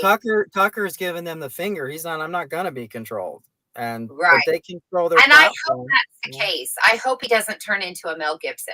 I really do. I hope that I think he Tucker really has seen the light, and he's planning on going rogue, and he's going to say, fuck a kill switch. I'm just going to tell you instead of, I have a secret, but I can't tell you unless I'm dead. Fuck off. You don't tell me when you're dead. Tell me when you're alive. Don't be a puss. I'll see it when I believe it. David Icke. Well, everybody is everybody, and I just know the way I think and the way I've been in this. Everyone I find that are really genuine people that are speaking the truth out there, all say, you know, Tucker ain't no joke. He's a real deal. You know, I love him or hate him, but he ain't jerking around. He's saying it for what it is. I'm not like Mr. on some sort of campaign for Tucker. I'm just saying that I know what's going on. Yeah, I mean, I know enough about what's going on that I've got to, you know, I do a podcast on it, and I'm just telling people to, you know, brace for impact. You know, that's my perception. Someone else may be saying something different. So, you know, people got to follow what they follow. Yeah, I think.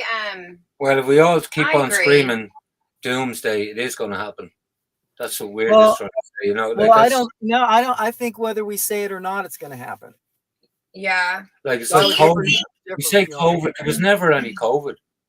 There was never any COVID. They never showed it. They made a synthetic thing, and people still talk about it. It was the biggest hoax ever played on people, right? It was, you know what I mean? We can argue. No, I don't. I disagree. I think COVID was provably a very real virus. People got sick. See, here's where Zzenn here's where Zenn's we're gonna have an issue. We can't take it. He is saying what we're saying. It's just we question everything. Well, as you should. And I'm okay with that. I'm okay with that. Yeah. We don't have to agree. You know? No, but I mean, there was nothing ever there. If people got sick, they got sick. People got sick. Yeah, I don't agree. Yeah, that's fair, but I mean. Okay, well, here's what I know about COVID. All right, so I think it was a sickness too. I think they let something loose. I think they intentionally infected people. I think its target audience was, in fact, to use you as guinea pigs for medications in the future. I've done lots of streams about the pharmaceutical industry and all of the articles and think tank circles from the Knights of the Round Table that were coming out on how pharmaceutical companies did to do something quick, or they're about to be they're going to be irrelevant in 2020. You can actually type that in, pharmaceutical companies irrelevance in 2020, and find articles talking about how the pharmaceutical companies were needing to figure something out. And ironically, when the long COVID started showing its ugly head, I started noticing some rare, illnesses, things that I knew because of my personal condition. So I recognized them, and I said, well, that's interesting because there's no medications for any of these things. Why would they have designed a thing that, and it came in the Epstein-Barr virus door, which is 95% of the population of Epstein-Barr, or version of, they have that in them. It's a herpes virus backdoor. So anytime you get sick with any type of herpes virus, which is what COVID was, you end up sick. 95% of the population has this already in them, just lying around waiting for something to show up and activate it. Well, I don't, it's not a topic I really get much into because I'm not a doctor, and and I'm not either. Yeah, but I'm not suggesting. You never even showed us what it was for. Like, they kept on saying this is a replication of it. That's all. That's what I'm saying. They never actually. The news, the media again, just says this is it. True. And left it at that. That's all I'm saying. I'm saying they never even showed it. That Houdini. Right. You know what I mean? Brilliant. Yeah. And it all happened so fast. It happened overnight. I started reporting on it at the end of 2019 because I had found out about it in China. Yeah. And I switched my whole podcast over. And so I told everybody, I go, this thing's going to go global, and the whole world's going to get shut down. And everyone said, oh, you're a crazy man. And I was the first one wearing a mask in Sedona. Yeah. So I started reporting on it at the end of January, end of December. And then, it just got crazy. And I said, the whole world's going to shut down. What's that? Did you know a lot of people that got sick in your area? Yeah. Yeah. And I got it this year, and it was horrible. But anyway, it's not a topic I really. Right, you're uncomfortable with it, because I'd like to ask you about, did you see anyone dropping dead in China, falling in the streets? Because they were showing pictures of that at the first. Yeah, I mean, yeah, that's why I don't want to talk. That's fair. That's why. I don't want to get into it because, like I say, I know of sources that are very qualified doctors that are saying some things that, I mean, there's the blood clots that they're pulling out of veins all around the world is something, and these are very reputable people. But like I say, this is why I don't want to get into it, because it just raises red flags on YouTube, and I don't even bring it up on my podcast much. It's like you have to pick your battles, and I've chosen battles. Yeah, and say no more. And I appreciate your point on this, and I'd be even more willing to open up to it, but I pick my battles, and I decided especially in the social media environment, I do take my risks talking about the transnational elite, but I'm very light on that topic just because I've decided that it's a pain in the ass. I don't want to. I got enough, even when I talk about chemtrails, or I talk about the UFO thing, the staged alien invasion that I believe is being laid out, the AI stuff, there's so many other taboo topics that I talk about. I just have too many, and I decided that one I don't, because it's such a big book. I don't have enough room on my shelf for it. So can I just say to you, I leave with this, that I'm being from Ireland, and it's no better place to see the age-old tactic of conquer or divide and conquer yet again. Yeah. Like it was a perfect. You didn't see it with the nurses and the police and all the dancing around and all what they done there to get them on side with the government, to put them in. That was perfect.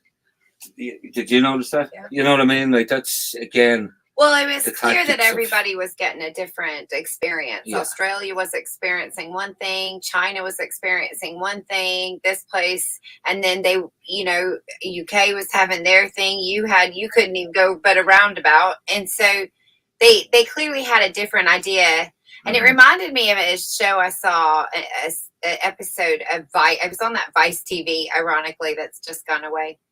But they were talking about the United States opening, so this is many years ago, opening, you know, the event, you know, letting you have weed, making that legal. And so all these different states and cities were testing what they would do. And one was having, you know, a dispensary where they sold the product. Another one would only sell the paraphernalia, but give away the seeds. You had to grow it yourself. You know, it was, so all these different cities around the country were trying these different experiments. And every time I think and see anything that was going on with COVID, and I would talk to my friends from all over the world, and I would go, that's what that reminds me of. You got that. You get to keep your seeds. That's what you got. You're a seed town. That's your experiment. You know, it's as if every, you know, so it starts to make you feel like you're in a giant petri dish. You know, Well, which one am I? This store What food. smear did I get? Yeah. Would they smear on me today? Sorry, I go grew ahead, up. Zzenn. Well, let's just say I grew up in a ritual of, like, I mean, in Ireland. Yeah. The ritual of it. Like, I mean, if you couldn't, it was crazy to see tit for tat. Like every day on the news, it was, what are they going to do next? Right. They're going to go. They're going to, after that, they're going to invade us. Right. No, seriously, Right. no, they're Dodge a planting a bullet. bomb there. Jesus didn't see that one coming. 30 years, but like that, like with religion, I do, and I'm seeing people, like I said to you about as a people, not as a person, see people waking up to what, you know what I mean, to all that, you know, like, and it's great to see that. But it's But is it too conversations late? like this that make that happen. It's us coming together. It's us sharing our own perspectives. Yeah. Because another thing you have to realize is your location, your environment has a lot to do with how you look at Joe Cool Well, here. it's My friend that's in Chicago. His perspective of the world is based off of inner city Chicago right now. So we have all these different people that have perspectives from around the world sharing what it feels like to be human at the moment. What does it feel like to be in this place? What does it feel like to be in Sedona? What does it feel like to be in Ireland? Lies in Scotland. In Glasgow and Scotland there. So another person from the city, their environment, what were they like that time when it was going on, all this going on? And, you know what I mean? The different ways that the authorities were treating them, you know, like during the lockdown or whatever, you know, all the craziness we had. South Africa, we had, like, this is on a daily basis nearly, wasn't it? Like, I mean, everyone, it was our everyday life, not reporting on what the media is telling us. You know what I mean? We were our own media. You know, like, so that's what I'm saying. We got to know each other and we've learned from each other, all that fear, through Joanie, narcissism, all of that, how it's all tied in, all that generational stuff and where we are in that. And that's what, like, brings it all around, you know, ties it in, all our habits, what's going on. And this is for our children, not for me and you. Right. We aren't. You know, like, this hasn't got anything to do with us. I just was flicking through that book last night, and I just, wow. The way you have used from Reagan, I was just reading all the way he was starting to baby talk. Yeah. You know, like, and it was, Ronald Reagan started baby talking closely, to the American public as if they were children. Yeah. Well, it's not too far off. Right. I mean, we are suffering from an epidemic of adult children, in my view. Adolescent children, adolescents. Yeah, normalcy bias is going to get people killed. I don't recommend people have babies right now. I don't. Nah. Yeah, I mean, that's just my message is, you know, beware of normalcy bias. It's kind of like, it's no different than if we were Native Americans and I went up on the hill and said, "There's an army coming. Everybody Right. get busy. Get busy." It's not about sitting. We're not going to sit around and have a debate about the army coming. I can see it's coming. So it's coming. I'm not gonna have time to have a little debate with you. Okay, Oh, I get know your what I was going food, to ask. get your water, get ready, and we're already being attacked. We've had one train derailment after one train derailment. We've had one factory after one food factory go up in flames. Like I say, I probably report every week. I do 5 podcasts a week. I probably report on about 150 stories a week. And so, when you're in it like this, on this level, you get a really, really, really good picture of it. And, and I'm a very strong critical thinker too. So trust me when I'm saying, it's the same way with the pandemic. I started reporting on at the end of January of 2019. I said, everybody's going to go global and get ready. Again, I don't want to go back to that. I'm just trying to make a point not to get into pandemic. I'm just saying that because this has been my thing and the spirituality thing has been my thing. And, this is all I've done, and more so spirituality, but this has been a side thing of mine because, Well, you can't avoid it. it's opened up. Yeah, the whole thing's connected. Generational child You can't abuse. walk in spirit it is. and Of pretend course it it's not is. happening. Yes. So I have an idea though. I run this by you because you are somebody who's had these near-death experiences. So something happens when people have these NDEs. They have a realization of things, and this is what Joanie's Rapture Watch 2023, because I think a near-death experience might be what everyone needs. Now, some people are going to die during this near-death experience, but these earthquakes, these volcanoes, these wars, these, weather, food, starvation, these are all Kundalini awakening, third eye opening, near-death experiences. Would you say that could be helpful to humanity? Could a nuclear holocaust and a zombie apocalypse be helpful? Come on, Zzenn. The genocide of 5 billion people be helpful? Let me think about that.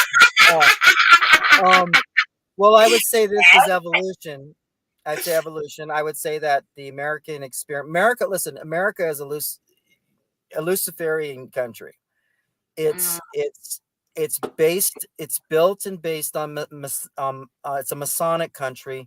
The Statue of Liberty is a pagan goddess who represents Luciferian ideology. It is all of the symbology across America is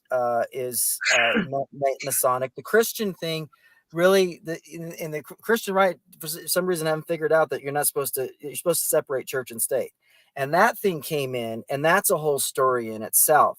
But what I'm saying is, it's always been around. The pyramid on top of the eye on top of the pyramid has always been about the New World Order. America was just the prototype of the New World Order. So the American dream has always been, it's a dream. And, America's got to wake up from the dream. And you can see it more than ever now with the normalcy bias. People are like, we're not accustomed to war on our soil. And China and Russia are getting ready, and the war is going to be here. It's going to be there, and it's going to be here. And you can call me crazy, and I hope I'm wrong. But based on what I know, I would bet my house if I owned one.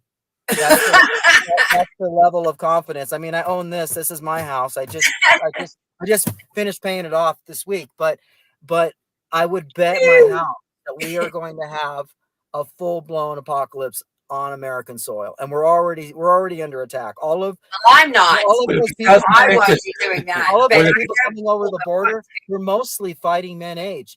And many of them from China, many of them because the alliance is North Korea, China, Russia, and in Iran. And there's more building around the Eastern Alliance. Yeah. And they've been pouring over our border, and who's been allowing it? So it's like when you lift the hood up on this thing, it all makes sense. It all makes sense.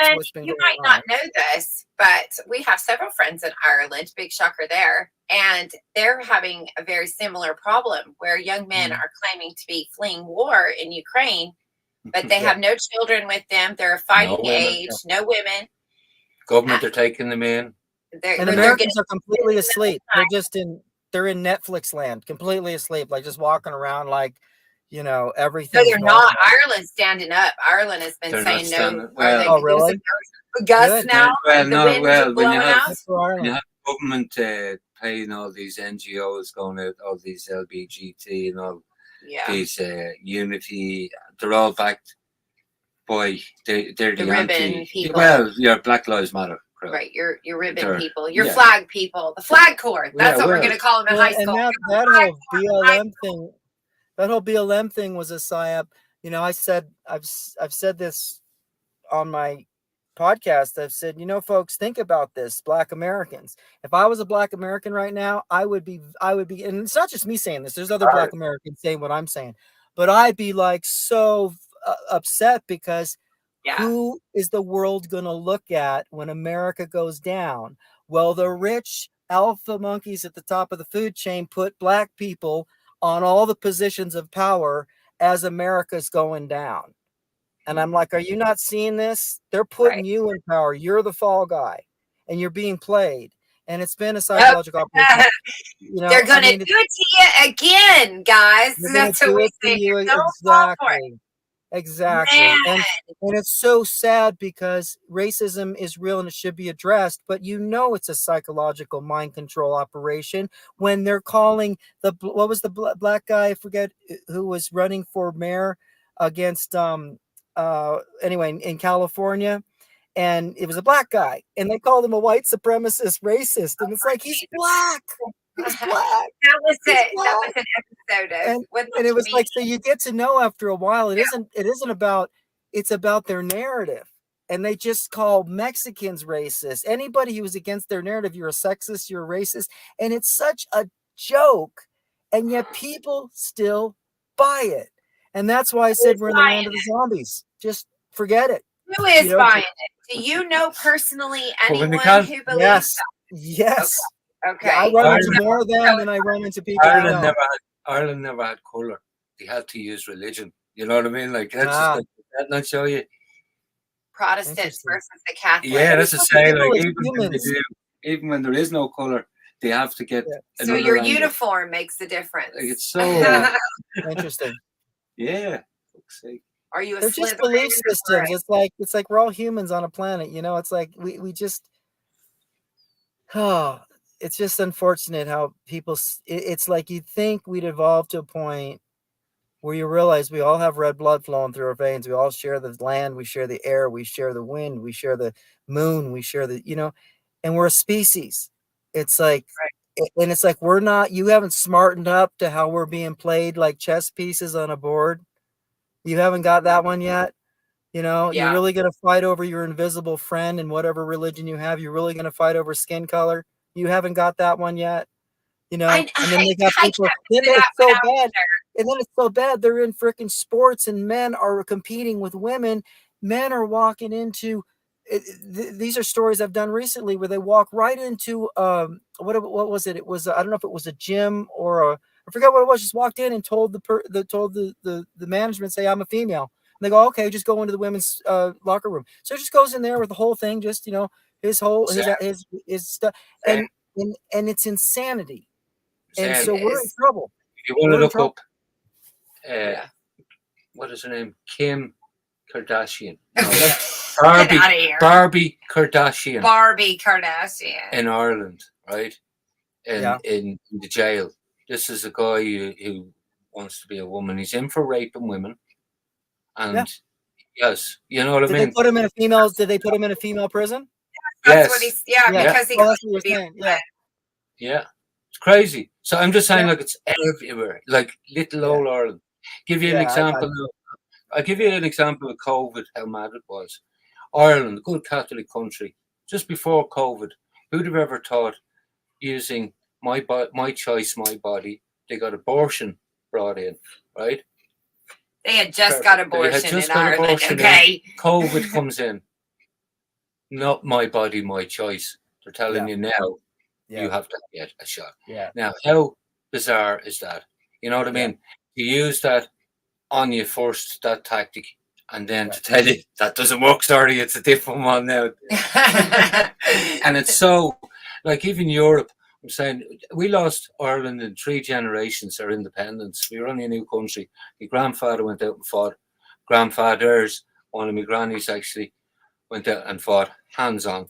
Now, whether they were right or wrong, I don't know, but they went out and got independence for their country. In 3 generations, they lost that they joined Europe, right? We went out, the last time I actually thought I had a thing, I'll go and vote. Didn't count because enough people didn't come out. We didn't want to join it. Right. It couldn't scare enough people into it to giving away their country to a different fucking entity, forming a federal Europe or whatever they wanted. And it's coming to pass now when it's being flooded by these illegal immigrants, and they can't do nothing about it.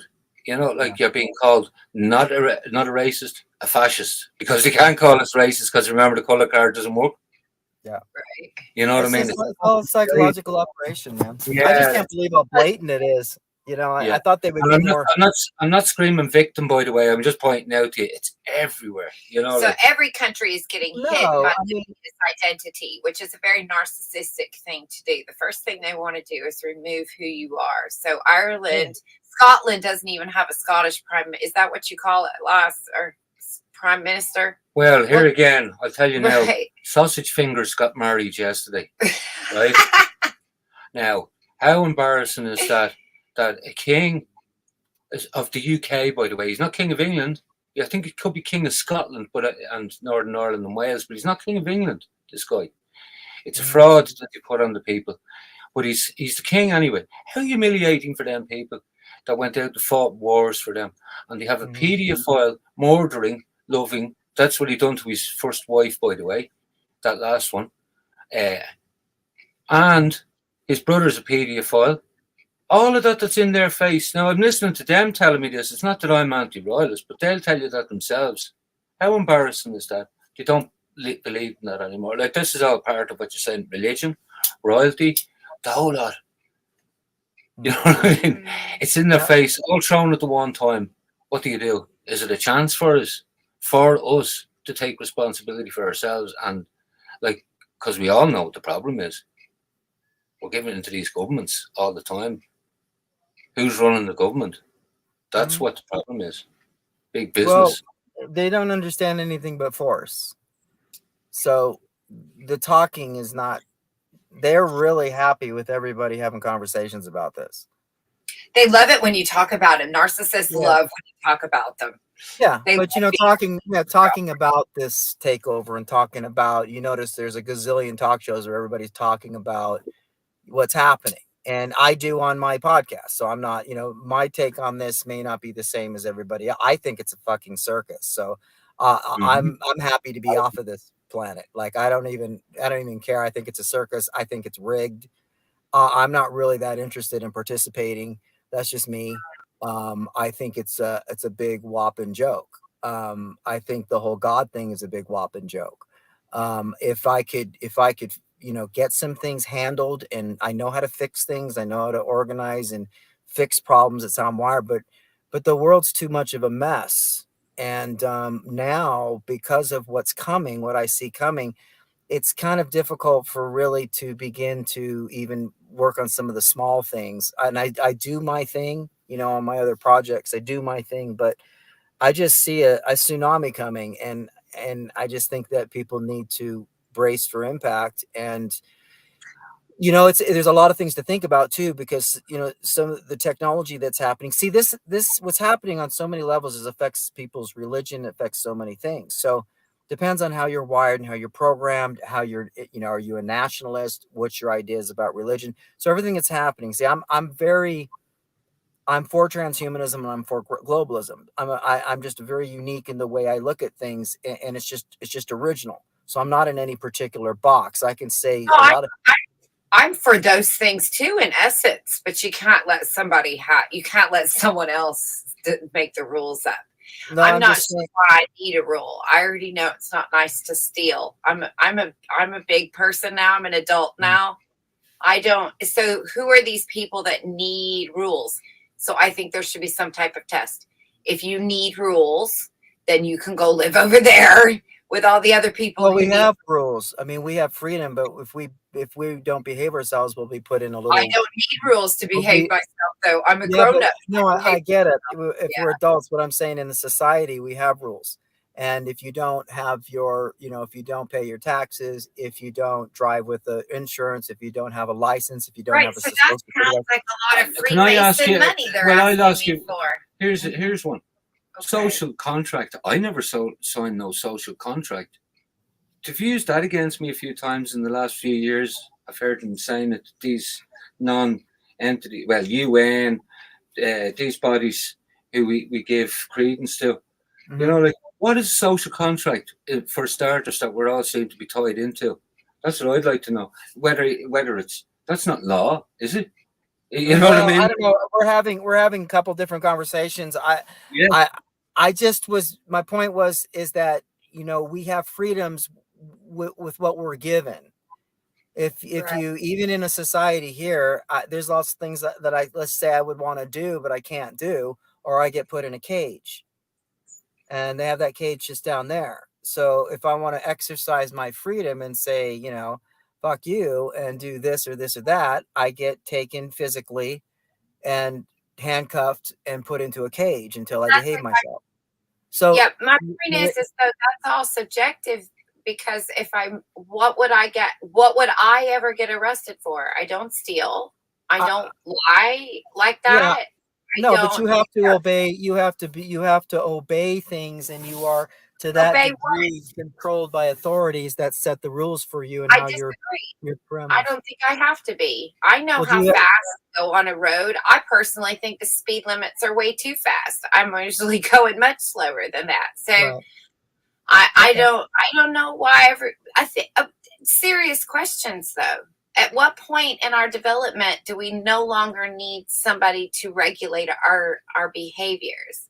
Not during our. I mean, that's the great civilization. That's the adult civilization that's grown up and understands basic, what a civilized society is. But we're dealing with human apes that are still, not so evolved. We have generational child abuse. We have a lot of things that are still causing humans to be crazy, and so there has to be rules and laws, and they're going to microchip everybody so that they can keep. I mean, if you think about the technology, it's a double-edged sword, because if microchipping is as hard as this is, and I'm not putting anything on it other than just the physics of it, if microchipping reduced child kidnapping by 90%, would that be bad?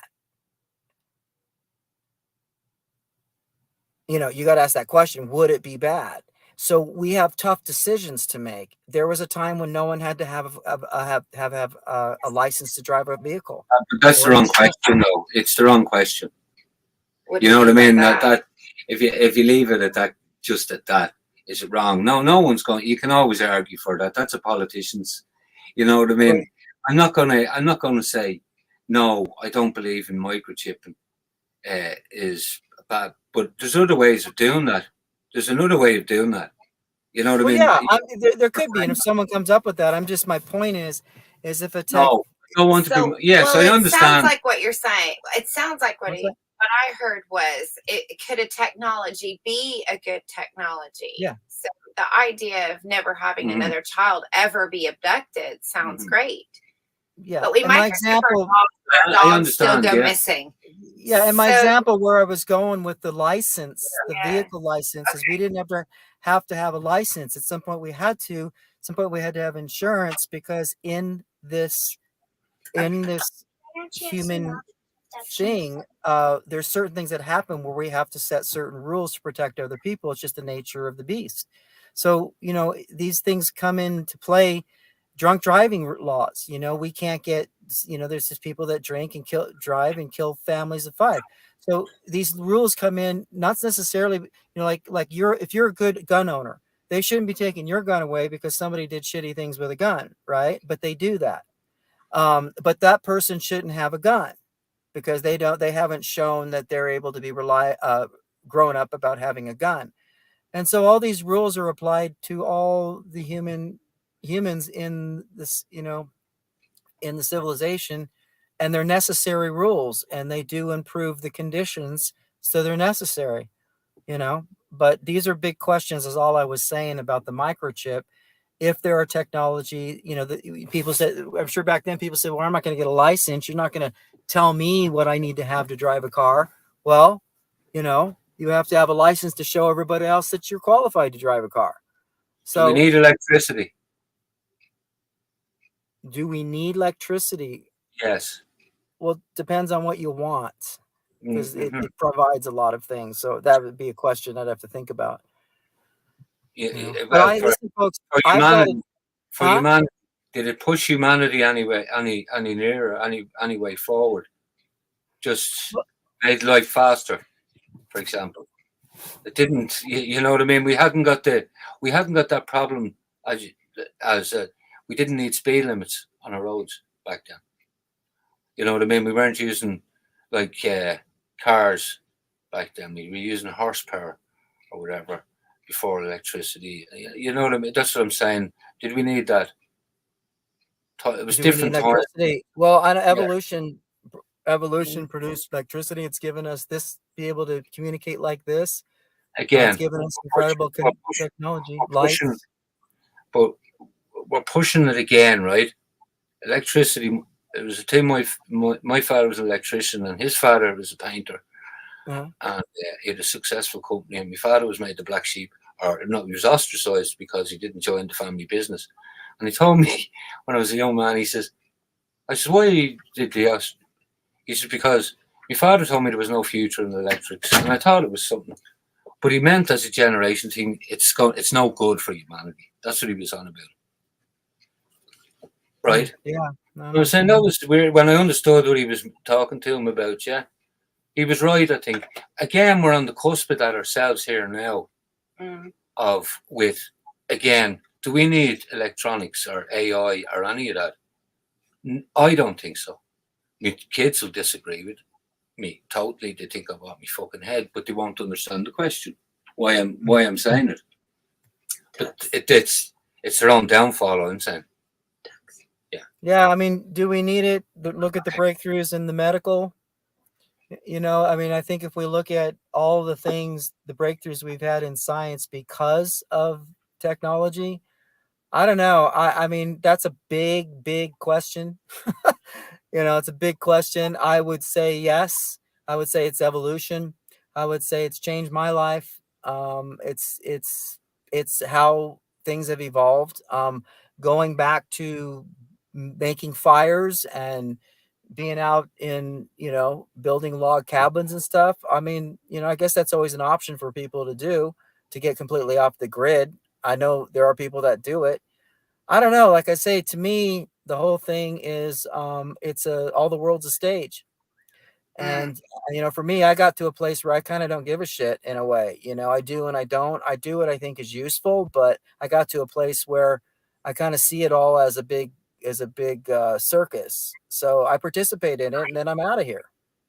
You know, I can only do so much.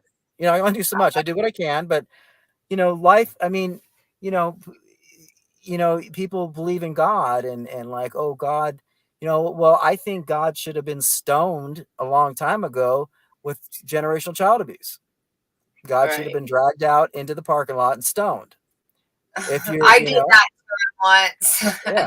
I said, thank you, God. Yeah. So all the children that have suffered. So, you know, it's a big thing. And the universe, like the Buddhists understand of it, you know, is impersonal forces. I think what's personal about the universe is the interaction between human mammals. What matters, you know, if I can stop a child from being abused, I will. And I do my best in what little capacity I can, living in my van, write my books, and try to help people heal on the inside, try to raise awareness on what's going on, especially, you know, until we stop generational child. If I had my way right now, I would focus on stopping generational child abuse. I would get a incentive to get a license to have a child, make it an incentive program where you get government benefits if you step up to that, and get training and you get your finances together and your psychology together before you have a child. I would release the NATO military on the child sex trafficking industry. I would, because we're not going to be able to see what our civilization is capable until we eradicate what happens to children, and we eradicate generational child abuse. So it's a big problem. And, I've gotten to a point where I clearly in my own mind understand how to fix this damn thing. Right. But Seems real I don't simple. see any way. Yeah, I don't see any way of other than, so I just do what I can, and I Right. watch the damn circus. I know what I can't control. And then I also don't believe in free will. I believe in everything's predetermined, and I believe I will die not 1 second before or 1 second after.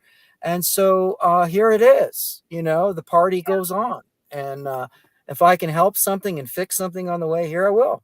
That may Right. sound fatalistic to some, but what can I No, say? I have my ideas. I'm just here incognito, right? I'm a spy for the human species. I'm coming down here and I'm gathering intel about you. And I go to sleep. And when I go to sleep, I share it with people in boardrooms and think tanks. Yeah, that's fun. They That's come fun. up with really horrible things to do to everyone. I come up with some. I don't. I just think like people, and if I can think of it, they can think of it. That's how I. That's why I always thought that as a kid. I thought, well, if I've thought of it, somebody else has thought of it. And So there's good people and there's horrible people in this world. You're a good person. There is really like that. That's really clearly defined, and there's causes for all of it. Someone who's been raped their whole childhood by their father, and then just had some people become horrible people. But it's, isn't it clearly like, clearly the lines between do you good not and notice? evil are really becoming defined, and good people and just really bad people. Have you noticed that? So let's just say that the neglect that spoiled, rotten kids get. So those people, royalty, it creates disconnected children who just become narcissistic assholes like their parents, right? So genetically, they're just narcissistic. They have this disability of some type of cluster B problem. What kind of children are you talking about? The elites children, who they are, they were once children, and they've all grown up. They're all somebody's child. They're all related to each other at one point. So there's something that goes wrong in their homes that creates this type of a controlling person, this type of an abuser. And then that's another one. Mm-hmm. They have the abuse, the poor, and these end up making people who either become abusers or become victims, right? Well, that's another aspect of it. So much. Yeah. Mm-hmm. Go ahead. That's another aspect of it. I mean, that opened up a whole nother door of the, you start getting into, the satanic rituals and the some of the elite do. I don't think they all do, but there's some very dark stuff that goes on with monarch programming and children. And I mean, it's, I'm sure how dark the rabbit hole goes, but these ones are they're the children of Nero. They're the children of the Roman egoists, and they're the ones that Sausage Fingers gave Jimmy Savile a medal, remember? What's that? Sausage Fingers, who got married yesterday, he gave Jimmy Savile a medal. He made him a knight. He knighted him. He knighted Jimmy Savile. Well, Sausage Fingers yesterday. That Jimmy guy. Savile, one of their pervert. Oh yeah, the worst form that you. Yeah. So it's all it's all happening, and each one of us is a happening, and so be self-realized, in my opinion, and live your life. You're doing what's being done. It's a weird thing, but we do what we can do. And can you go to bed at night feeling like you did what you could do? And then look, we all get to die. It's like, everyone who went. You said that we get to. We get to. Yeah, I almost feel like I'm missing out. Everyone else did. 80 billion people have, and so it ends. This is the beauty of this nightmare, when it But can we've be. And been the sometimes, strongest up to this point. Yeah, we're going down in a blaze of glory, We've got bitches. here. So far, we're the strongest, and we're still yeah, the strongest. yeah. Was it Geronimo said today is a good day to die? That's the way. That's the way I say. Live your life like that. Yeah. Right, but it That's what ends, we and do that's the here. beauty of it. No fear. It That's ends. 300 You know, stuff. Yeah, no fear, no fear. yeah, you get What's your it bride? ends. Could you imagine? Can you imagine having to stay here for like, No. oh, you get to live to be 1,000. Could you imagine staying here?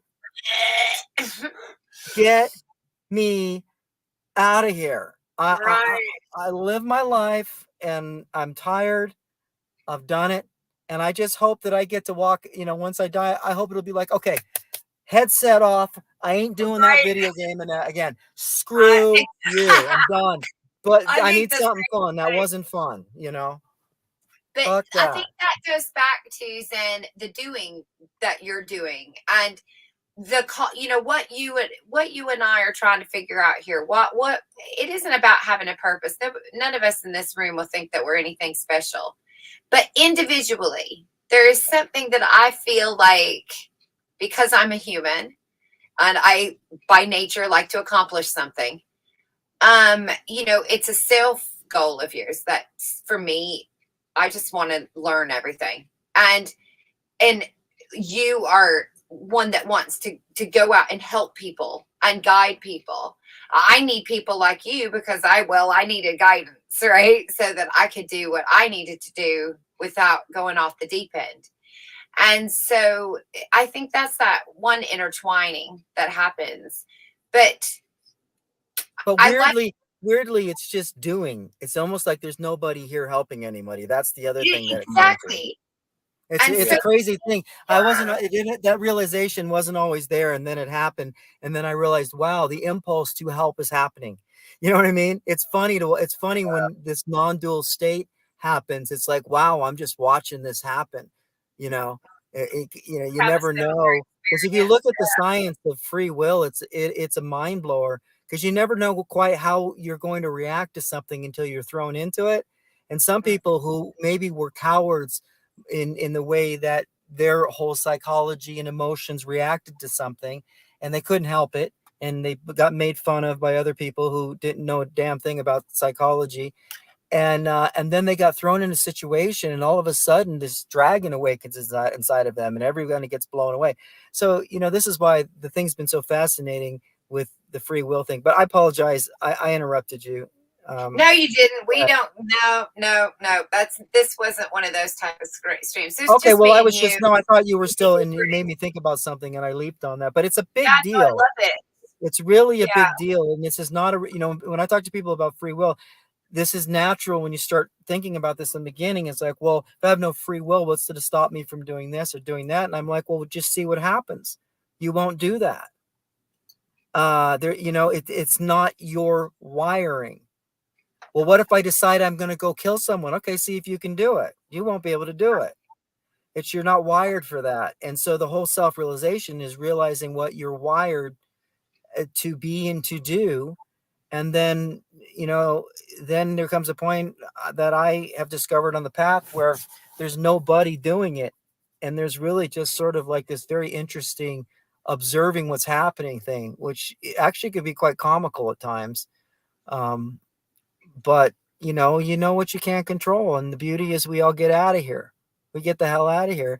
And I just hope it's a party, when I'm out of this place. And that's what the near NDEers talk about. They say it's quite a party for most of them when they had the near death. But I don't know.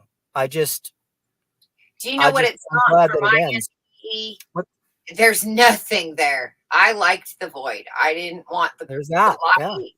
I wasn't one that had that experience, and I had the moon type light, very low, calm, peaceful, baby type night light. And it Nice. told me that I'm going to go to sleep for a while, and I'm just going to Yeah. hang out and skip high school. I get to sleep. And then I'll come back when we've gotten ourselves in a better position, and we don't need rules, and we don't need laws, and I don't need speed limit signs, because I know. Yeah, we're grown up and we don't need to be Dream. treated like children. Yeah, um I remember when I was maybe 5 and I was in my bed and I was crying because I was looking into the future and I'm like, this is going to be a shitty ride. And Mm. I could see it.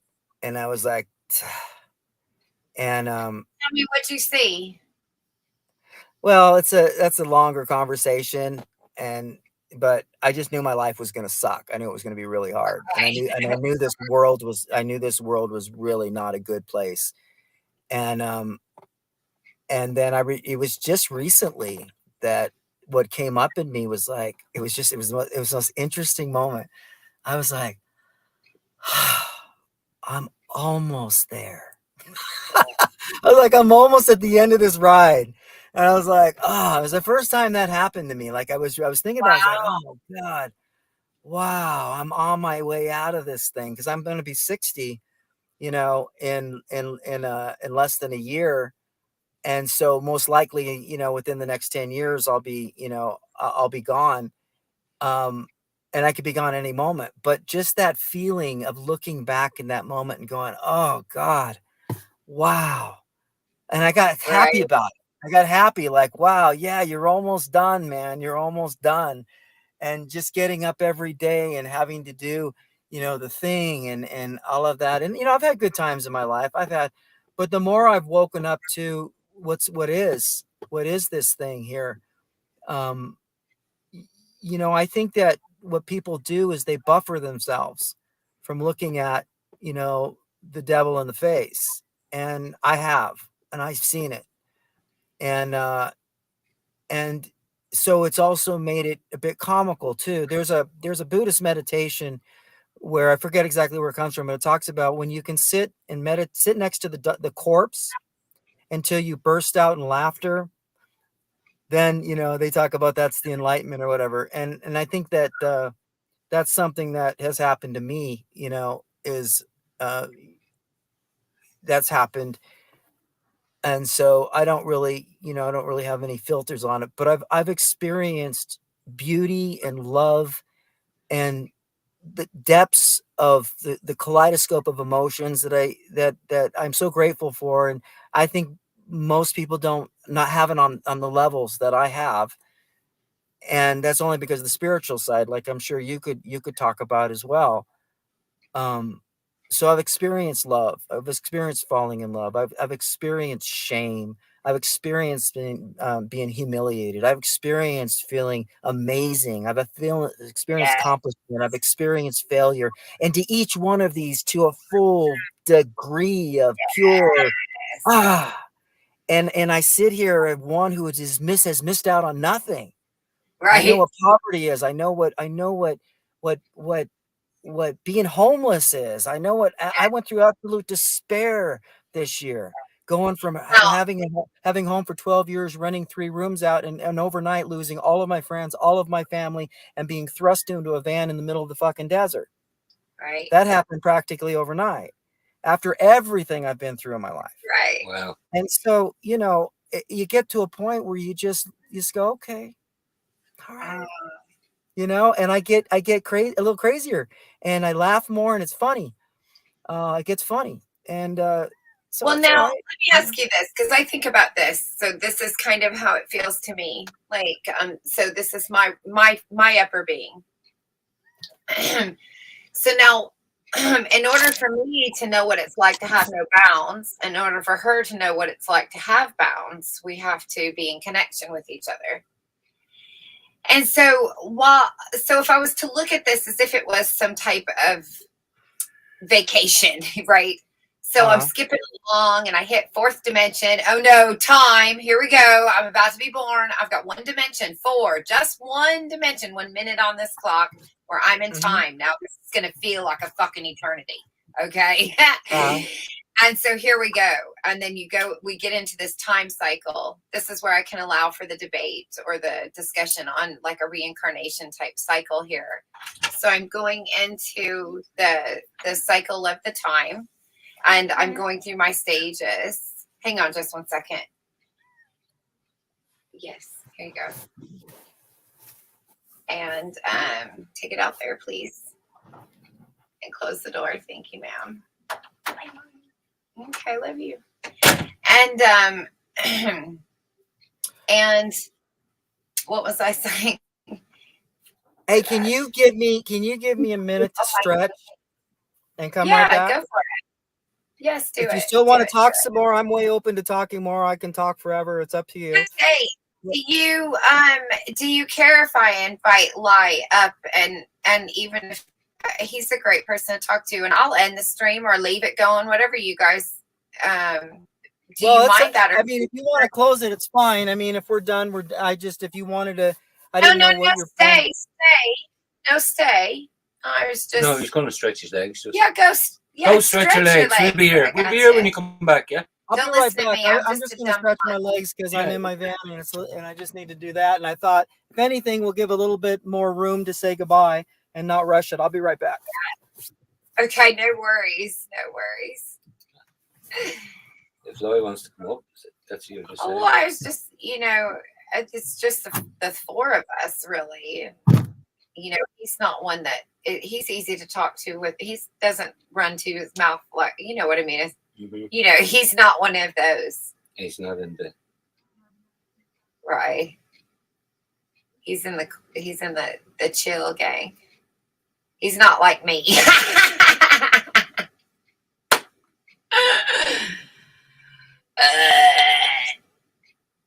He's charging. Okay, he's charging his headphones. Okay, Brad.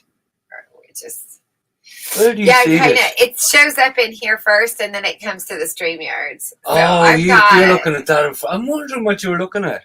Well, because that way, if somebody comes in that isn't knighted, I can let them share their links or whatever. I couldn't see it in front of you. I'm blind. Yeah, no. Well, why would you even think? Although it's a nice laptop that it's very. My friend gave me this. Wasn't that very sweet of him? Yeah. Well, he lets me borrow it. I didn't realize how narrow it is. The top of it. It's right there on my little table. Nice thing there. Yeah. So if you don't know who Zzenn is and why I'm talking to him. Yes, do tell. I know. So right after when I lost my mind, I came across Zzenn in some research trying to figure out what was happening to me. A spiritual awakening Kundalini type concept was presented, and I went looking to see if that was a possibility. And I came across Zzenn real early on in my experience, and he had a very down-to-earth approach, minus too much, as he calls it, woohoo. And I call it the hokey pokey. As in, right. Would you call it new age, hippie-ish? Well, I call it hokey pokey. You heard me say the hokey pokey, right? He calls it the woohoo. Yeah. I've not been involved in any of that ever or whatever. Right. You know me, I'm just Well, you hadn't had these types of experiences. No. He's had a Kundalini. He knows what I was going through. And Zzenn has. Yes. An awakening. You see, just there's like different types of Kundalini. You see, to me, this abrupt shift in near-death experience that makes you go to other realms and come back with ridiculous ideas about quantum physics and things. You see, to me, Kundalini was. I used to remember people with, for example, there was a woman who used to pray around the Virgin Mary, and she was all real. Sure. And throughout my life, I've seen a few people like that. Not loads, but enough to say, that's a thing. Yeah. So that was described to me as a Kundalini. These people have had a Kundalini more so than a mental illness, right? Right. So that's where I come with Kundalini, right? If you know what I mean. Because spirituality didn't come in, religion more so it was than. Well, I wouldn't even have known that was a term. Like I said to you, I threw out the baby with the bathwater. I always thought religion, spirituality were the same thing. Right. I found out a lot later on. No, it's not actually. It's that's a whole different fucking year. This is an interesting. You're making me think of things. Okay. So that's what I say. Kundalini to me could be what is it in the first place? Is there different things that? Well, you made me think of something just completely. You're back. You guys are like you're like voices in my head. I can't see you. It's just these voices. It's like a man from Ireland and then this woman is just wow. They just keep talking. It's crazy. I like the Irishman over here. Lies is gonna catch.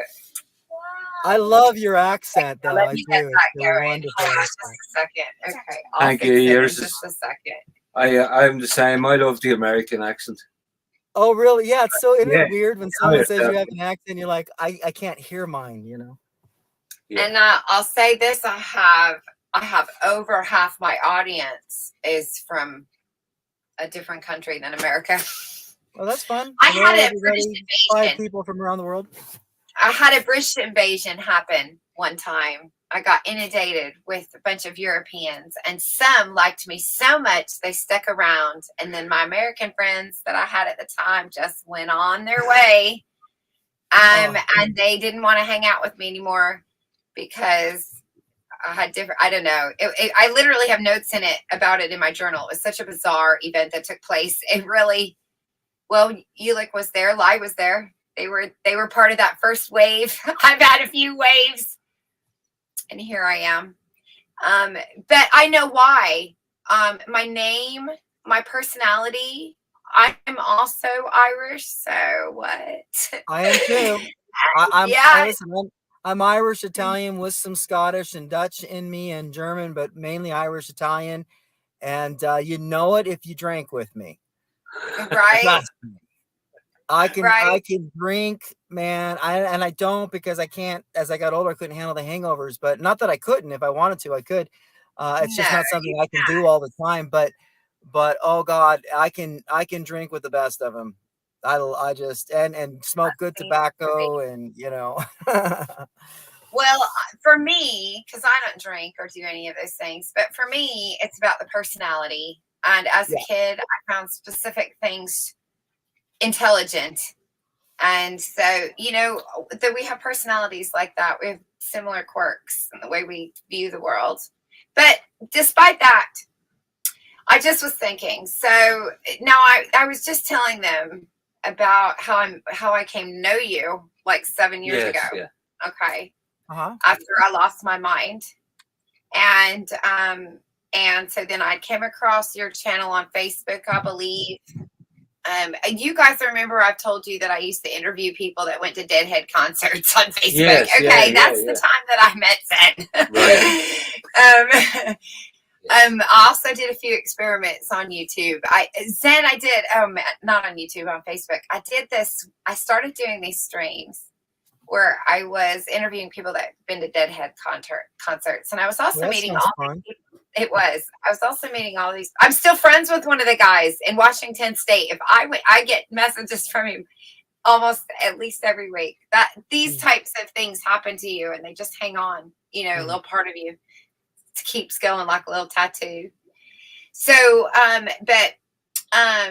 but so I'm thinking about this and I'm thinking, how did I come to get to know you? So I had this experience. It was suggested to me that it might be a Kundalini. So I go on a research to find out if that's what's happened to me. I'll know because I'm a critical thinker. So I'll go look and find out if this is the disease I have. I come across you and then, you know, you were kind enough to be chatty in your Facebook group and I got your book and then you let me call you on the phone. and I think we talked maybe about 2 or 3 hours. So you gave me a good chunk of your time. Yeah, I slightly remember it. I can't see your face, so I can't remember it, but I believe you. We didn't see each other's face then. We were on the phone. We were? Okay. I don't remember, but yeah, no, I mean that's how I roll. So I love having conversations with subscribers. But I'm glad we connected. But go ahead. Yeah. So we talked for like 3 hours. Yeah. So then, I mean, it felt like that. It could have been 10 minutes. I don't know, Zzenn, but that's what it felt. Listen, the way you talk and the way I talk, it was at least 2 hours. Probably. And you let me vomit on you things that I still had no answers for. So, nice. So you gave, and you gave me a way of getting that. And then you said things like that's all normal. So I was like, oh, shoo. Oh yeah, I probably told, yeah. Like I've had that many times with people where they feel crazy, and I'm like, no, you're actually right on target. Yeah, that's what you told me. You made me feel really good, and then Nice. you gave me the warning of don't let the God moment come to you, because that's going to hit you, and because I wasn't there yet. I was still real in the still in the process of getting back memories and different things that had happened, and so and so when that did happen, I did that. I stayed inside during that whole brainstorming process. So I painted an entire wall in my house with chalkboard paint, and I started writing my thesis all the way across it. I had every bit, 2 timelines. I had behavioral stages. I had everything's like big, huge.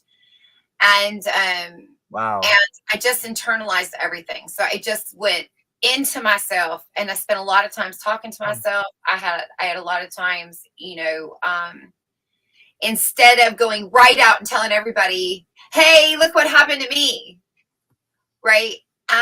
Because I didn't want to come out until I was pretty sure I could defend what I felt like the universe or my near-death experience had actually taught me. Right. So when I came out on YouTube, with that first video you saw, that was my first attempt to publicly state, here's this idea I have, a hypothesis. I have 3 papers that are published online that were published in 2017 with basic bare bones idea of what I saw.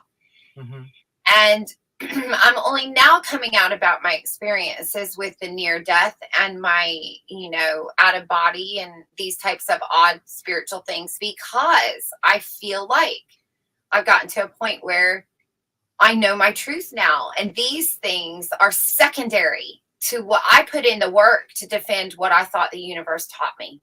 Right. I've spent years now, 7 years physically doing it, but my whole lifetime. And so I was thinking like that, why did I need to hear that from somebody, the universe, my upper being? This is how I imagine she does. She goes, hang on, I know somebody. And she runs around the school, and then she finds you and your upper being. And she goes, I need your guy for a minute, just a quick minute to keep my girl on track. Okay. So I don't know about that snake thing. I didn't know what that was. I had a visual of a cobra, right? Why? Yeah. I don't know. Why was that what I saw? So when I asked my therapist at the time, who was helping me with my midlife crisis, she says to me, do you know anything about yogi? And I said, I don't know anything about yoga. I can stand and stretch. No. She says, you're describing something in the yogi belief system, however she worded it, I don't know, Hindu, and of this awakening, this kundalini, this birth, anyway. And so I said, okay, well, that's interesting, because now I'm somewhat thinking I'm losing my mind, right? Okay. You were. I was. But she started asking me specific questions, and I said a few things, and she pulled off a book off of her shelf, opened it up, and literally verbatim what I had just said was in this Veda, yogi type, and she looked at me as stunned as I did. And she's, not that she wasn't aware that these things could happen, but it was as if she was really seeing it, and it was an experience she was able to have. She'd only read of these in textbooks. Right. Right. But, right. And you're both having it at the same time. It's like, whoa. Exactly. So she had some moments, even with my husband, where she couldn't explain some of the things that was happening to me, but she kept assuring him that I was okay, that I'm not crazy, that this is normal, so forth and so on. But then I think to myself, so these are those synchronicities. These are the things that sound silly. Why a snake? Because the snake led me to Kundalini. Kundalini leads me to you. You lead me to don't go crazy, stay focused, stay grounded. And then that eventually leads me to being a credible person for the research that I've done, where I have friends in this room that have known me for 4 or 5 years now and have been a supporter of what I've been saying and talk about it in other places. Okay, just say fair play to you. for doing it. Yeah. Yeah. So that's what you did for me, even that little moment. And then that reminds me, and then I'll be quiet and let you talk, but I'm blabbering for a moment because I'm just remembering, these times where you feel like the universe kind of gives you a little free spin. And you don't. I remember sitting in Sunday school and that Purpose-Driven Life book came out, and they're like, my purpose. And I remember going, we had to go around the room and everybody was given their stupid reasons of why they think they're here. Mm-hmm. I'm going to be a mom and I'm this. And then one person actually told me that they wanted to be, they were here to be a used car salesman. Sell me cheap cars. I had to laugh. But these were their ideas, and it comes to me and I'm thinking, I don't have any clue. And they're like, come on, something. You have to be here for some purpose. I've never been able to pick, and I can't make a commitment like that. I couldn't pick a major. I just, English, whatever. That'll let me do whatever I want for whenever I want, however long I want. And so to think that I had only one purpose, or I was supposed to accomplish something with my life, seemed so silly back then. This was in my early 20s, right? Mm-hmm.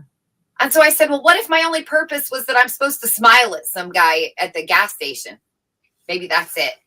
What? Well, That's Joseph Campbell said that, what is life about? They asked him, he said, it's about the experience of being alive. Yes. Mm-hmm. So now I go back to what I was saying earlier, is that my upper being can't be physical. She doesn't know what it's like to feel emotions. Let's say an AI. Okay, so for this story, the sci-fi segment is brought to you by. So my job here is to, you said it, experience life. It's to know what death is. It's to know what birth is. It's to know what a brand new baby is. It's to know what a bunny is. It's to know what a tree is. Yeah. It's to know what it feels like in this little moment we call time. It's one dimension that we call time. I can only get so much here. I want to know everything. So it divides itself and scatters itself into all little tiny fragments so it can experience from the ocean floors to the skies. Yeah. I really think that's what it's about. It's about the experience of being alive and everything and every part of it. It's funny that you said, your upper self or your higher self said, let's bring Zzenn in on this one, right? And it's funny because that's exactly what happened to me with Melissa.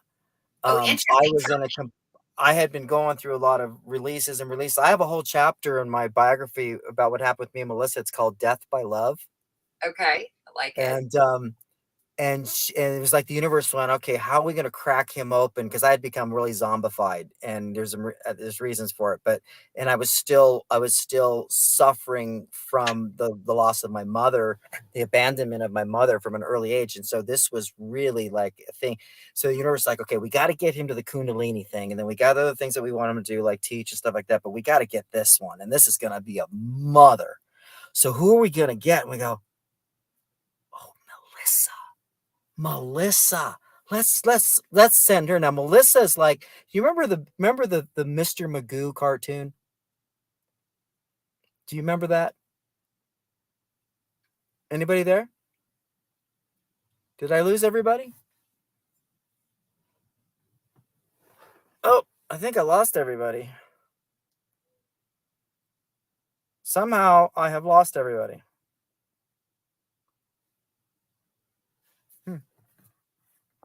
I don't know what happened.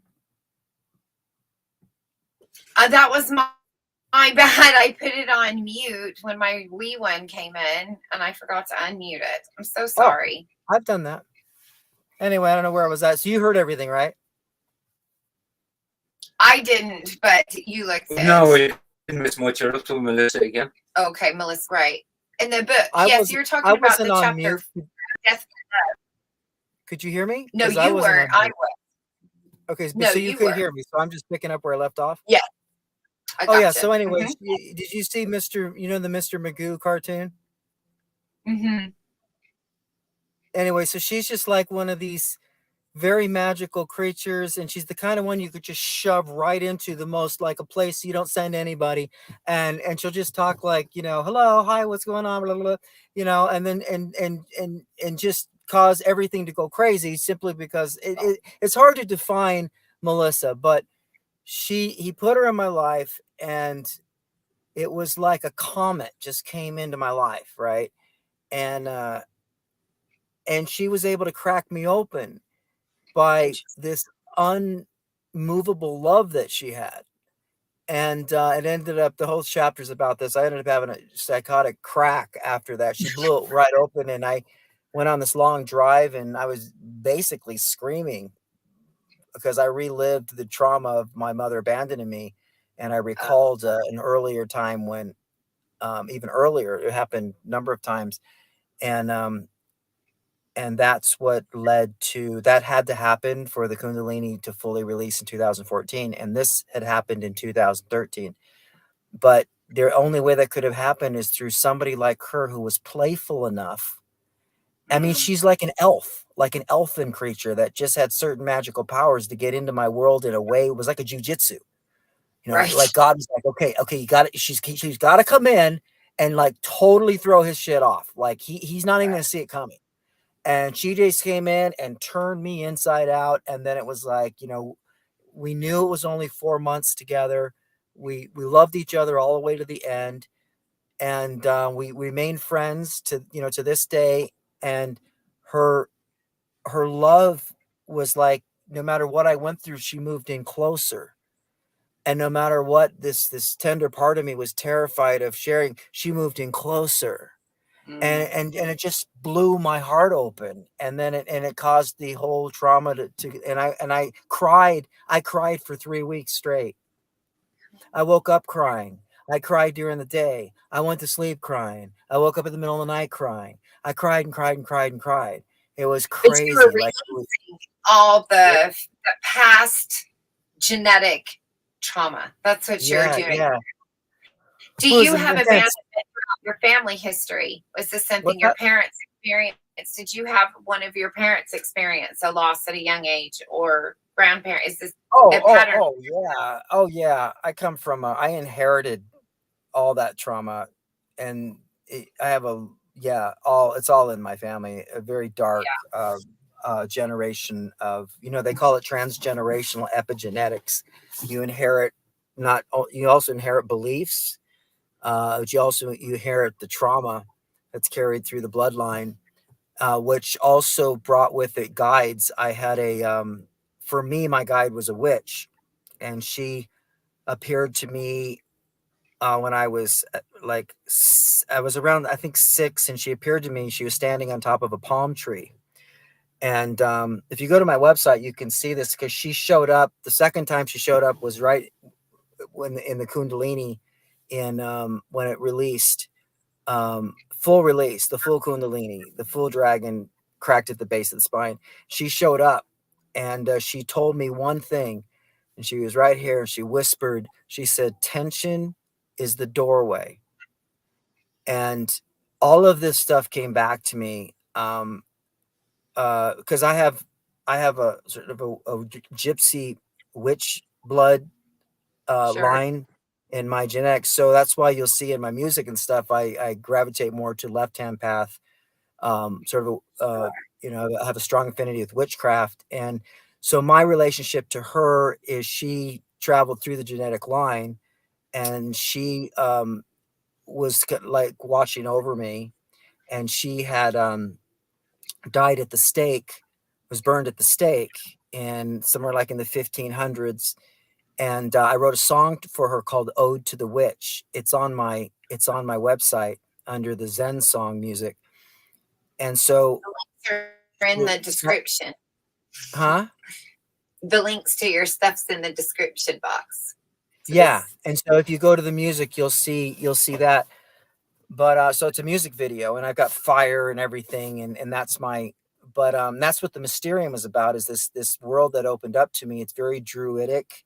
It's very rooted in the occult forces around Zeppelin and the left-hand path, and I didn't find that part of me. See, I was always uh, um, I gravitated towards the darker aspects of things in my childhood. Like I loved monsters and vampires and all of this, but I also always had this light in my heart, like this innocence. And this is where the dolphin thing came in. and then the dragon energy was that more darker power that was integrated in me. And so some people will be like, well, they're they're guides or angels and stuff. My guide is the lady in black. And and some people say, oh, it's demons and stuff like that. It's like, you don't understand the spectrum of the inner world. Dark teachers, there's like, it's kind of like a gargoyle. People would think a gargoyle's bad, right? Or like, you even look at nature, is an alligator bad? Alligator ain't bad. An alligator's an alligator. Is a dove bad? No, a dove's a dove. Well, there's in this inner world, there's this dark side that isn't evil. It's I agree. That's my side. I play over there. Yeah. There's a dark side that is not evil. Yeah, it has different There's forces. a light side that's not evil, and a light side that is, and a dark side that's evil, and a dark side that's not. And the light side, this is something that I was addressing, was being trapped in the light, because the light will trap you, because that's what, the devil comes to you as an angel of light business. Right. I say the same thing. I'm here looking at you like, come on, stay away, Caroline, stay away from the light. Stay away from the light first. Don't go through it. Things are in the light, not in the dark. They tell her to stay in the dark. She has to run through the things to get to the light. Yeah. See, and light is beautiful. To do that.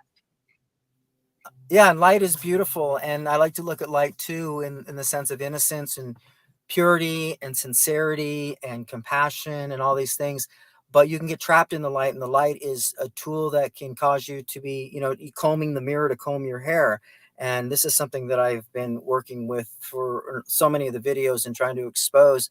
But I didn't recall any of this, because I was raised in, religiously to be, good boy, and, Jesus and all this stuff. And then when I really started to come into my own, was when I started coming into the dark side and realizing the power of the unconscious, and these this darker forces, these shadow power. And the Kundalini is a very this is a serpentine power. It lives in all of us. We are part reptile, we're part fish, we're part all these things. The Hindus know this. But what you'll never hear in the new agey stuff is, you'll never hear left-hand path Hinduism, and you'll never hear left-hand path Buddhism and left-hand path anything. They just go, oh, Crowley and Austin Osman Spare, and and all these left-hand pathers are all bad, right? Because Crowley was batshit fucking crazy, but he served a purpose. But and chaos magic and all that stuff. But this is just the point of, like, as you mature on the path, the initiate is one who's going to balance both forces, the dark and the light. That's the initiate. And if you don't go into the underworld, you don't know these powers. So how are you gonna be one who can balance the magnetic forces, is if you don't know them? So I experience both sides, but my intimate, and this is what I do with people, is help them find what is inside of them, what is guiding them, what is directing them, what is their story, what's in them. And that's what I love doing, to find them, because I recalled the lady in black. Now, I would have never thought of that, right? But I recalled it. She was there. I saw her, and then she showed up again. And so I wasn't expecting that I was much more left-hand path, much more on the darker side of the occult forces and occult path.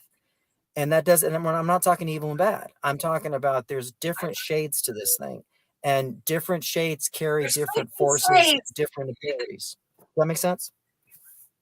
Yeah, absolutely. Because I feel pretty much this. I just describe it a little bit different, but it sounds like exactly the same thing. So yeah. So the dolphin is in my heart, Go ahead. Yeah. But I consider myself a dragon, and there's reasons for that. Crazy. There's some I can't even get into, but yeah, I'm a dragon with a dolphin in my heart, and that's the best way I can explain it. I like that, because it's a two-sided extremity. I think that's a really good. Here, and check this out. So if you go on my website and you go under gallery, you'll see the pictures of the ancient art of the palm tree. And the snake. Yes. And then you also see different figures on top of the palm tree. And none of this I knew. None of it I knew until I researched it actually this year, the palm tree. And I found all sorts of stuff. So if you see it, you'll see all this stuff on the website and all of this. It's unbelievable. And one of my probably dearest occults teachers that I have an affinity with is Austin Osman Spare. And Spare was a early 20th century, late 19th century occultist. And I mean, if reincarnation exists, I was Spare. I mean, that's how intimate I feel with that teacher. But he was the father of chaos magic, and if you look at his art, it's just there's levels, and I'm trying not to talk too much, but there's levels like in this inner world. There's and I may be talking to the choir here, but there's That's lie. okay, there's a potency. There's a potency. So it just gets more potent and more potent and more potent. And then when you look down at the candy cane new age stuff, it literally is like it's like kids playing with Tonka toys. You know, at some point it's like they're just playing with Barbies. You know, these forces are so intense and so real and so strong, and it opens up these inner realms that are so incredible that you know, it's a whole nother level of this path. Anyway, but yeah, I could talk forever on it, you know. So I know. I have to Well, put we this have lots of time. Fascinating. Yeah, very interesting. Yeah. That means we have to hang out more often. well, I'm here. How we doing, John? Okay. But I'd love to hear more about your story. Definitely. So feel free to unpack that, you know, in the future and stuff. Yeah, if I'm just now kind of working that through. So, you know, if you ever do want to invite me over and ask me questions about it, I suppose, you know, that might be. I am going to do, I haven't told. Well, you're invited. You're invited now. So if you feel inspired, feel free to. Yeah. Excellent. So yeah, that I've agreed to do a near-death experience, you know, share, I guess you would call it, with this channel. Magic is real. Now, you have to know me before these guys will know me and they'll get it. But I think she's an interesting woman, and I listened to her story and why she's doing what she's doing, and there's something about her I really like. So I'm going to share probably my one and only time in a public forum like that, because Zzenn, I'm not counting you at what this woman is doing. She's doing one of those like Jeff Morrow podcasts. Who are you talking about? I don't want to do Jeff Morrow. I don't want to be way out there, and my upper being just wants me to do it, so I'm just going to do it. Who are you talking about? This channel, she's called Magic is Real. She has less than 1,000 subs. So I'm hoping but she's a medium. She's got more than me. Yeah. Well, you're laughing. I think she's not a grifter, is she? No, I don't think she is, and that's why I picked her. I do think legitimately this woman is working through her own things, and I kind of liked her story. I like the fact that she came into mediumship because her life took a shift, and she had to think of something, and she felt drawn to that and said, "What the hell?" Right? And when she described it, she doesn't describe it as a way of, and I just decided I become a medium. She doesn't. She says, she said she'd always found it fascinating and thought, well, maybe I could try it. And here's what she says. She says she was saying to someone, you know, well, maybe I'm not a real medium because they don't have a gift, right? Like I don't have some kind of super. And she says, the lady goes, you were drawn to it, weren't you? And she goes, I thought about that. She was right. Something caused me to be here. And I liked that was her thought process. Right? To me, I don't know, it was something about that idea that when somebody said that to her, it sparked in her mind, you know what? I am called to this because I'm brought here for what, and it just felt right. So here we go. Nice. So I might embarrass the fuck out of myself, but I, and I won't probably tell too many people. You guys probably won't know. No, I think it's great. I mean, it's your experience. Do it. Exactly Do it. that. My upper being wants to know what it's like to talk to a medium. Yes, do it. Do it. Okay? And Listen, your real friends are going to support your jam. It isn't about right. It isn't about anybody agreeing. I mean, you know what I mean? It doesn't matter. That's an important experience, whatever it is. It's like I have people all the time, in the debunking side of what I do, because the Zzenn Lauren is just that website's just the teaching and the mysterium. But on this side, I'm not really doing much of the unspirituality stuff. But when I was doing it, I'd be like, if we got into a conversation about Leo Guru or the Ascended Masters, I'd like, get into it. Just because I say it doesn't mean, you know what I mean? Like, do it. Because there's golden experience in that you need to find out for yourself. And there's pearls in that, So if you're feeling drawn, you got all my support on whatever you're doing, man. I love it. That's it. That's what I'm doing. I've done crazier things. Yes, yeah, do it all. You're too big. You're too big, Joanie, to be limited to anything. You've got your buffers are blown out, man. You're like a bird that needs to fly. So subwoofers don't even. So LI3 and to M3, you've been on here. Are you now on here? Are you? Yes. Yeah, I'm here. Yeah. Hey, man, what's happening? Can you hear me? Okay, I can. Yeah, you were. I kept on looking over at that. And I'm like, well, he's all by himself over here. What is, there's no one talking. I was letting you talk away first, Yeah. But, I was just like all this. What is your website with the palm tree things and that on it?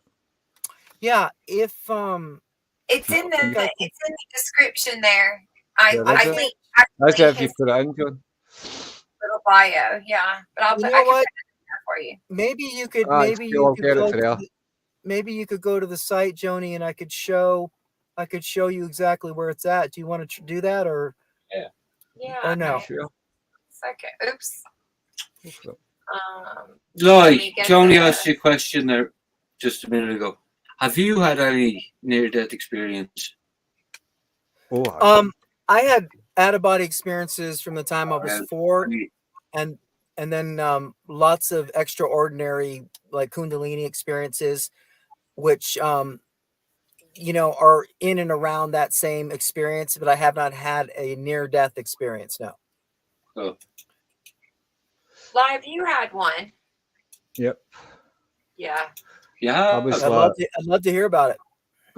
I was in a car. There was like 5 of us in a car, and we call it a car park in the sky. This place, because it's way up high, and so we took a chase off the police, But I never realised it'd been snowing for like 2 hours or something, and wow, the snow was way thick, and the car just kind of lost it. Though it was going uphill, it was just getting faster just because of the altitude, And this car was going off the road, and I had it turned left. I had it turned full right, and we just kept going left, and just down there, there's a ditch with trees the size of your house, We were all dead, basically. If this car had been off the road, then all of a sudden it just went woof right to the right-hand side, then at the left-hand. This has all happened in slow motion, Right.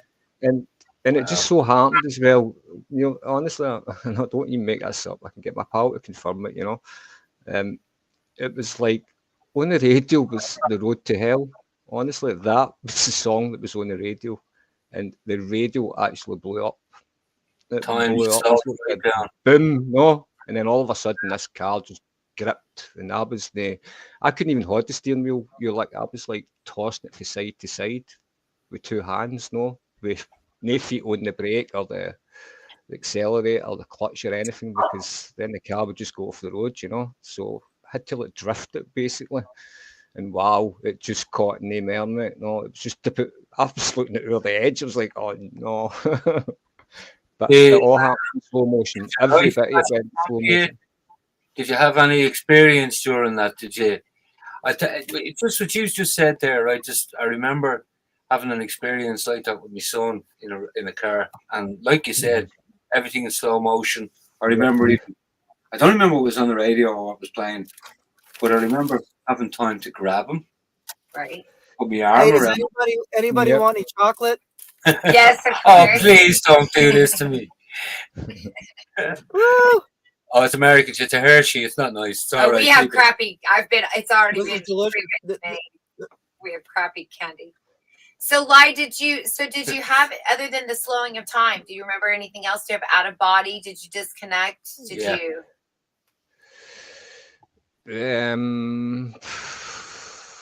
black out? Did you talk to the Jesus? Right. Did you talk to Jesus, Lai? This is Did important. you go to the Mother Mary?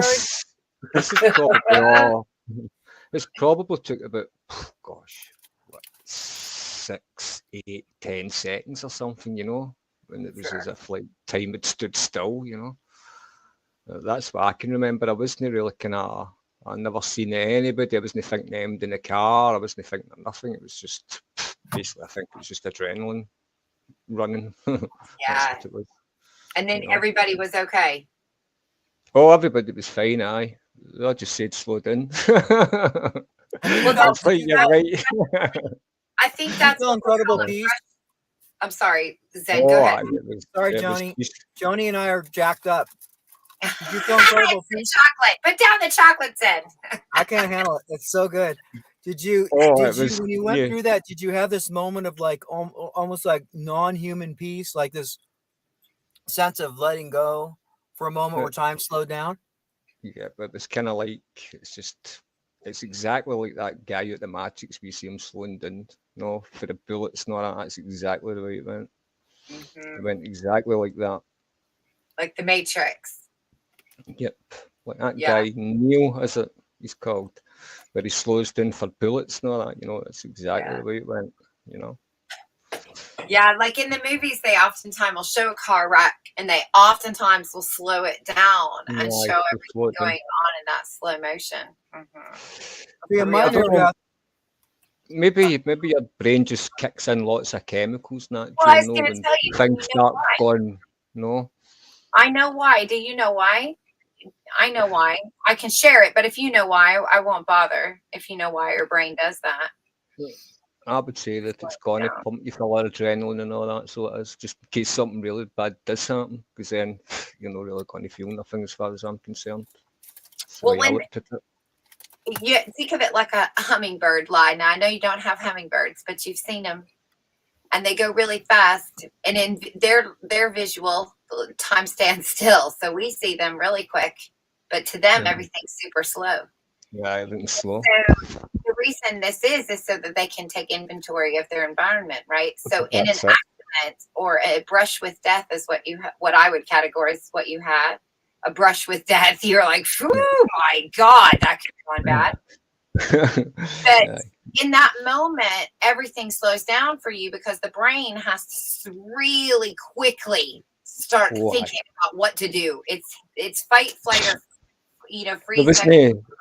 What I did was what I kind of thought was like sort of inhuman. If I was to have watched that on the telly, I said, what a load of bullshit, that's CGI. Right. Right. Because I was like Nigel Mansell, one of the best racing drivers, better than him. No. Well, I think that's really neat. It just brings us into what we were talking about. You asked me to look at the 9/11, the reporter this morning. Yeah. And the difference between something. Just say you're reporting on 9/11, a building after hitting a tower. And these guys, there was no emotion. 22 minutes. There was no emotion in there. Now, if you were after seeing something like that happening in front of your eyes, you would be passionate. It would be a once in a lifetime, and you're a journalist opportunity. And you're just like, you know what I mean? And the difference. Like what you're after describing there, the slow motion and all right. that. So it's something like that you do go through. Right? Like these are things, like you say, the talk wasn't there. You know that The language the wasn't language there. was not there. You, And you it know took what I mean? 22 minutes before they ever even mentioned the fact that somebody might be in that building and dying at that moment. 22 minutes went by before that news channel acknowledged that there was people in the building. I thought that was bizarre. Because the first thing I would have thought of, oh my God, there's people in there. It's 9 o'clock. These buildings are full. What are we doing? None of that. They were as if they were a robot anyway. But that's, Yeah, but it just goes to show human behavior. I just asked, I put myself in their shoes and I think, would I be acting like that? And I know enough about how we do it different. So I'm a laugher. So the more nervous I am, the more I laugh, the more uncomfortable I am, the more jokes I start to crack. So I've been robbed at gunpoint and I was cracking jokes with the police officer. This is my coping mechanism. This is how I do an unusual and disturbing consequences. I'm the character in the movies that cracks jokes at stuff. There is an archetype. They put it in every horror movie that is out that's a comedy, right? I'm Chandler from Friends. It's that idea. So this is my archetype, know thyself stuff. Well, I just want you guys to know that I'm not offended that I'm the only one that's visual in this group. I told you, Zzenn. I'm not offended that I'm the only one I'm talking to. But, I have never seen Lie's face ever. I don't think. Have I ever lied? No. It's funny because I honestly really I almost don't notice it in a weird way, but I just noticed it. Right. I'm like, okay, now we got 3 people talking. The only thing I can see is Mr. Human Trafficking shirt eating chocolate. I'm like, huh. I love this shirt, by the way. The shirt is fabulous. That's beautiful. We're big fans of ending human trafficking in this room. It's so bad. These halls. Well, I get that. You want to hear something maybe interesting to you, Joanie? Okay. Always. So you know having heard this whole thing about the woman in black and all that. Yeah. What is that? Is it not the night before Christmas? What is the dark Christmas puppeteering type of cartoon? Is that not the night before Christmas? The one, you would know, the one with the spidery legs and this like dark, like it's a mix between like Beetlejuice and it's like Beetlejuice Christmas, but the little characters with the spider legs. I think that is the night before Christmas. No, it's no. The Nightmare Before Christmas. Nightmare Before Christmas. So I don't know if you were watching the live stream where I was like saying, because I was studying these NDEs for about 3 weeks, meditating on them. Then all of a sudden I was like, I don't really like all this going in the light and all this light stuff and Mother Teresa shit and whatever else happening. And, I'm here. And, and I'm just like, and then it dawned on me, I'm like, well, the near-death experience I most likely have where I feel more comfortable would be like the Nightmare Before Christmas realm. I was like, now that feels comfy to me, but the other side, I was like, it was all of a sudden as I'm doing the NDE thing, I'm sitting there, I'm like going, I'm reading all these stories and I'm like, but I don't want to be in the heavenly gate thing with all of the bright love lights. And I mean, to me, it just all of a sudden I got uncomfortable with the NDE thing. And I thought, no, I want a Harley Davidson, maybe some, some cosmic cocaine and some spooky creatures and weird shit. I mean, I'm exaggerating. These things here. You know what I mean? Like, I don't do coke, but I'm just saying that I was thinking, yeah, I would be more comfortable in a more like midnight, before Nightmare Before Christmas environment than all of this, because so much of it leaned over to, just some of these typical motifs and stories. And yet, as I learned from different cultures, how they experience these NDEs, they varied. If you're Asian, if you're in Thailand, you're not going to have the life review. They don't have the light. They don't have these things. No, they have a different, they do have the experience, but it's different. And I thought, and it was just funny because I was talking about this and I thought how neat this is, that you get to have the the review, and then you're in, if you love nature and you're in these wonderful celestial garden stuff, which I think still would be cool. But all of a sudden, my research as I was doing it stopped, and I was like, well, what's not working? And I was like, yeah. All of a sudden, I was like, you know what I mean? It was almost like anathema to not like it. You know what I mean? It's like you're supposed to like this, right? And all of a sudden, I'm like, I don't know if I like the light thing and the review and the Right. all of that. I'm like, that's kind of annoying to me. I thought, I agree. I didn't have any of those things. No, I've had a life review, but it wasn't like anyone describes. I had a moment where my boyfriend's dad passed out on top of me, and I was stuck underneath him. I was very small, and you have a near-death experience. I floated above my body, and I sat up there like in the ceiling, just going, "This is your life. Look at you, you pathetic loser. This is what you're gonna." I was 17 at the time. This is going to be your future. Is this what you want? I had like a drill sergeant type moment with myself. That was my life. That was it. It was going, here's what's going to happen to you if you're just going to keep on doing whatever the hell you're doing right now. You got to make some life changes, girl. You got to change some things going on with you. Interesting. And I did. I literally, when I came to, I was out the next day, packed all my shit up, said, bye, everybody. Y'all can go fuck yourselves. I'm done. And I changed all my people, places, and things. I changed all my nouns. And I went into a completely different world. I was a Stepford wife and arm candy and the whole 9 yards. You said goodbye to that. And I hated that. And I got kicked out of there too. They didn't lock me in that school either. They kicked me out of there. They said, no, you don't belong here. You argue with us in Chick-fil-A about Mel Gibson. That's a true story. And then, I have this fuck moment, right? Where everything just falls. When you find the fuck, this is ridiculous. Yeah. The fuck moments are the best. Find the fuck. Yeah, okay. Says that. Or the fuck off. The fuck off moment. The fuck up. There's the fuck off and the fuck it moment. They're all real good moments. That was it. And now finding you fuck you. That's a big one. Yeah, I did that. Did you want to say something, like? I said that was brilliant. But you're free. You're free, Joanie, and I love your mind. I know that you're very familiar to me, and it's just great to listen to somebody whose buffers are blown out. And you can play with all the extremes. That video told me so much about you that you played earlier. And that's just the adventure, exploring it all.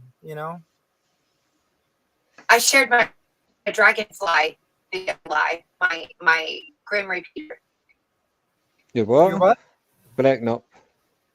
My Grim Repeater video live. I showed Zzenn my Grim Repeater video. Do you remember one with the cat? You'd know it if you saw it.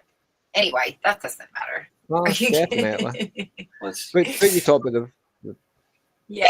You kept breaking up there, Joan. Well, You're still breaking up. Is it me? Is it you? So, are you in Ireland right now? Who, me? He's in Scotland. Yeah. I'm in Scotland. Okay, so you're in there. Okay. Yep. I'm in Glasgow. I see. Sunny Glasgow.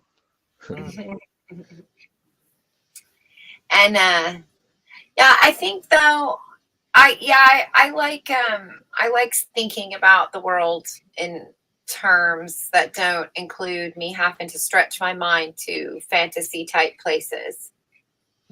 So that's the problem I have with the spirituality movement, is that it's almost as if they embrace the lucid state a little too tightly, and they're not recognizing that that's a dream state. The heaven and the light, that's all dreams. That's still a show.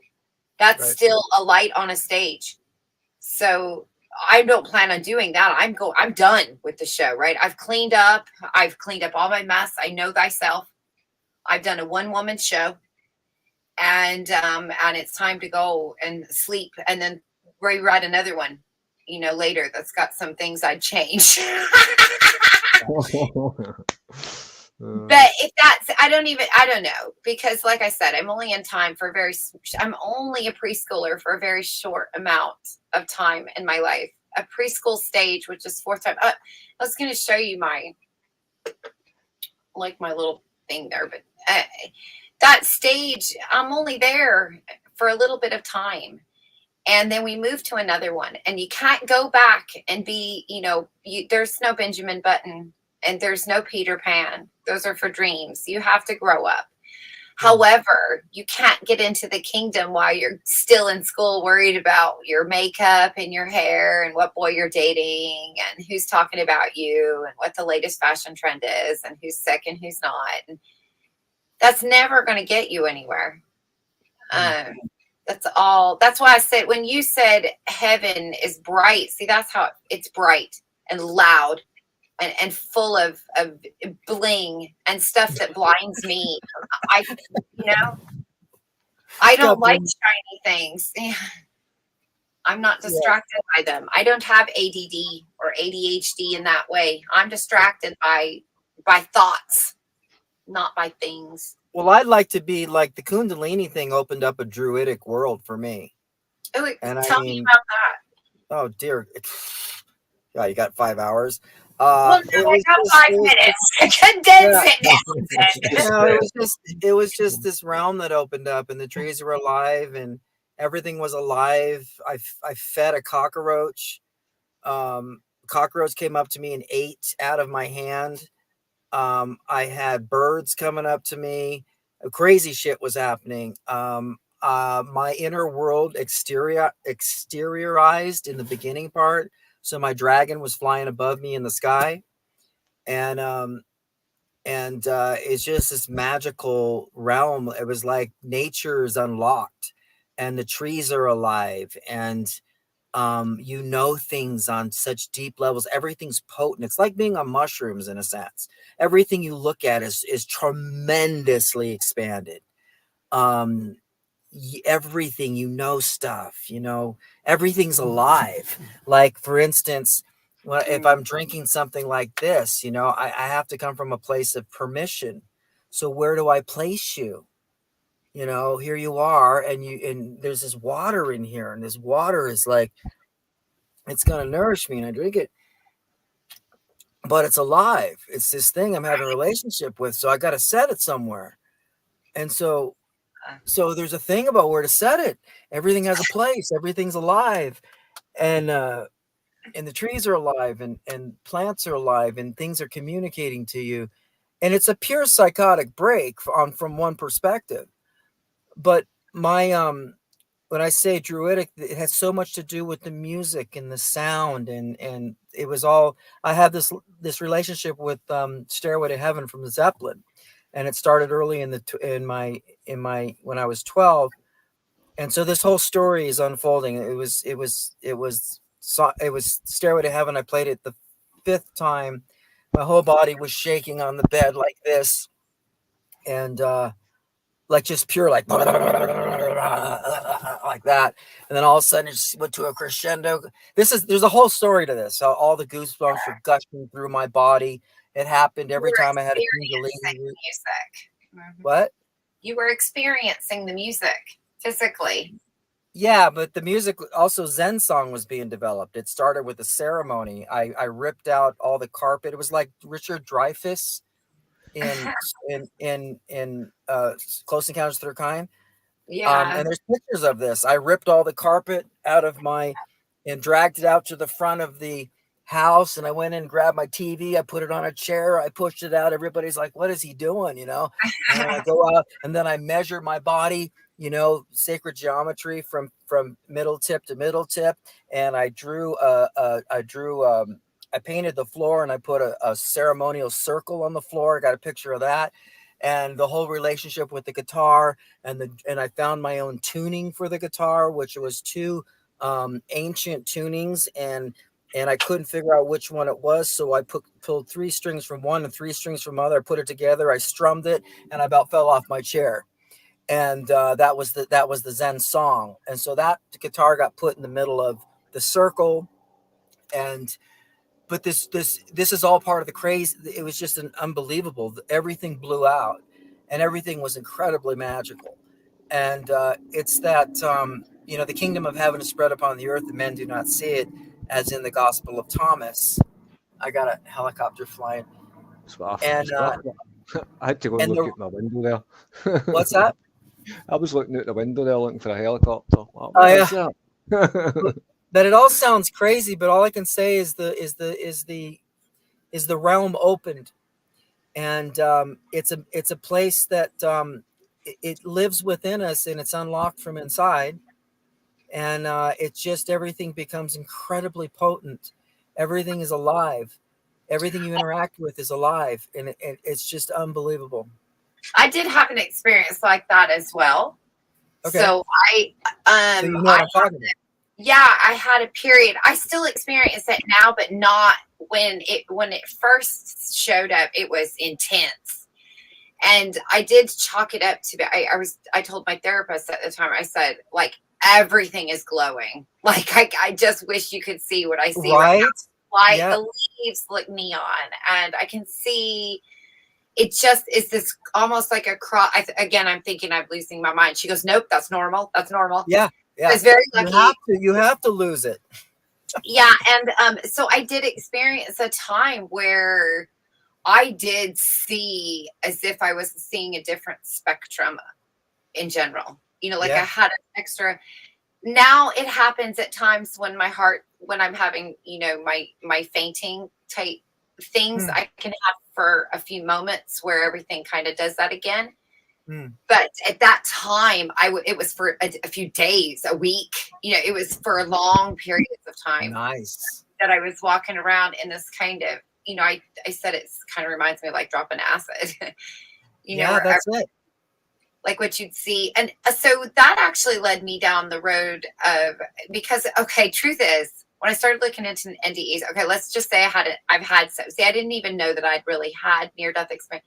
I didn't know what any of that was. I know that I've almost died a few times. I know people have had to wake me up, but I've been a fainter. So I've always just chalked that up as fainting. But now I figured out, which ones were faintings and which ones weren't, because some of them involved traumatic experiences, right, at the hands of someone else, which labels them differently. Plus, those experiences were, in fact, different. So they were a different experience than just, say, fainting or out of body. There's a clear difference for me anyway. And so when I'm having, I'd look into near death, and I read for years and years and years, my whole life, because I was young when I had the first one. I was 15, 16. It was my week of my birthday, 15, 16. And so that, my experience there, I would tell a couple people, and they told me, oh, you must, because I'm in a Christian world, you must have gone to hell. Or the other one I heard was, you must be filled with the devil. Then, something's wrong with you. You must be possessed or something. Because I didn't see any of that stuff. I didn't have any of those things. You got to being accused of being possessed too. Yeah, I've been accused of that. My mother thought I was possessed when I was a missionary in Haiti. From the day that I got back from Haiti, I went there 2 times. She decided, because I had later left the church, she decided that I got a demon from Haiti. You probably did in Haiti, probably from the Clintons. And then, of course, when my life unfolded into the Kundalini thing and everything, so she pretty much died thinking I and a lot of my family members, I think, believe I'm possessed. But so that's funny that you have the same experience. Yeah, but so I didn't tell people, because I thought, okay, well, maybe I didn't really die, right? Maybe I didn't have a near death, maybe, and so years go by, and then, you meet somebody and they have a near death, and they tell you there. And again, you're like, that wasn't my experience. And so then here I am, and I'm like, okay, so I've started reaching out, listening to more near-death people, and I hear more and more people start talking about the void. So it was about 10 years ago, I suppose. So after I broke my mind, but before I've gotten it all together, I went back in and I started hearing people talk more about their experiences of not having the light, not seeing Jesus, not having a dead. Look, my dad died before I was born. If there is anyone that would show up when I die, it would be my dad. He was very excited for me. I wasn't, you know what I mean? It wasn't like that. I've never had that experience. I even tested, say, psychic mediums in the past. I went to one, paid for it and everything, and just to test to see. And I said, all right, Dad, my dad doesn't talk to me. I've never experienced my dad my whole life. But I said, all right, Dad, if this is your time to come now, you can prove to me that these people know what they're doing, right? That they really do have some kind of special gift, and that they're not all con men. And that was my experience at all. She didn't even know that, she didn't even identify me in the room at all, other than I made her feel uncomfortable. That was clear. So, I don't know. I checked the universe at times, and so I start hearing more people talk about their experiences that weren't negative. I didn't have hell either. That was another one everybody talked about. I didn't have any of that. I haven't had any of that. What are you guys talking about? But here's the thing. When I'm a lucid dreamer, right? I just learned this in the last 10 years. I didn't know that. How would I know? I didn't know I don't talk to people about my dreams. So, but I learned that that's a gift, I suppose. So for me, like, acid wasn't really fun, because I thought, well, I can do this without having a drug. Like, to me, I close my eyes, I'm here. I don't know what this seems no different than sleeping. To have a near-death experience that included things for me wouldn't be heaven. That would be a dream for me, right? My heaven had nothing in it. Nothing in it. And I know they say, well, that's the void. You just didn't go far enough. I don't know. I don't know, because I was pretty koosh there. And I also didn't have anybody say things like, you have to go back. I didn't have a pull back into my body. I didn't have any of those experiences. But I did have other sensations, the knowing, like you were talking about earlier, where it wasn't, I didn't have the thought of, it's not my time. I had the thought of, you want to stay here? Yes, I do. Okay, here's what you have to do. Here's what we have to do. Okay, we have to learn and experience human and digest it and dump it off in the great, library school that we have in my mind. Long before I'd ever heard of the term Akashic records. My nights included a weekly, a nightly, as I'm lucid in, I go, because when I fall asleep with a story in my mind. I lucid dream by just falling into the story. I do exactly that. I just lay down in the poppies and end up, in whatever fantasy I want to put myself in. What a great way to go to sleep. Why not? I'm a writer. I just came up with, I'm Stephen King. He does it. He goes to bed. That's what writers do. Yeah. That's how you lucid dream. I thought about teaching classes, or not teaching, but like saying, hey, you really want to know without having to pay anything or buy a book. Let me tell you how you lucid dream. Okay, here's what you do. You don't need to do there is no meditation. I mean, you may have to do that. Again, this is just me. But the more I started looking out, the more I found other people that described similar experiences. Friend Kirsty that's in Australia, she's become my little soul sister over there, because we have very similar life stories in general. So every now and then you find somebody that you're like, you had that? That's so fucking weird, because that's rare, And she has the same ideas I do. She doesn't put a lot of hokey pokey, or you call woohoo, into her experience. And so I'm able to talk to her about it and stay in here's another thing. Why would heaven include riches if riches were the problem here? You know what I'm saying? Like, I'm supposed to believe that heaven is full of gold and streets of. Why? That makes no sense. If somebody doesn't like it here, why would they put it in their forever home? Well, I don't know. I mean, I think people who say that money doesn't make you happy are lying to themselves. Really? Do you think money makes you happy? I know it does. John, Like, I'll ask you. John, It makes do you know, everybody. I mean, just I give money to homeless people sometimes, and the look on their face is a complete. It completely destroys that idea that money doesn't make people. Because what is it? You know, a human primate will be happy if you feed them. A human primate will be happier if you give them something that improves their livingness. So it's just stuff. But I think it comes from an idea that I think more applies to people that have always had money and are just still miserable because they've always had it, or certain situations where it could apply. But overall, you can call it money or whatever. Goats, I despise family lives off of goats. Well, the family that has 20 goats and are going to be fine through the winter versus the family that has one chicken over here is going to be a happier family. That's the story of the Bruce, the cricket and the ant. What? Why? I kind So we all of, want. when I kind of think of heaven, I just see two gates with somebody standing at it and going, you need to get yourself in. That's the way I've always seen this heaven is, I don't know why that's in my brain, but that's what it feels But like you to have me. gates in your brain. What's that? You have gates in your brain. When you think Gates of heaven, where? you see gates. I've just always seen pictures of somebody standing at two gates, John. Interesting. Big gold gates, as you say.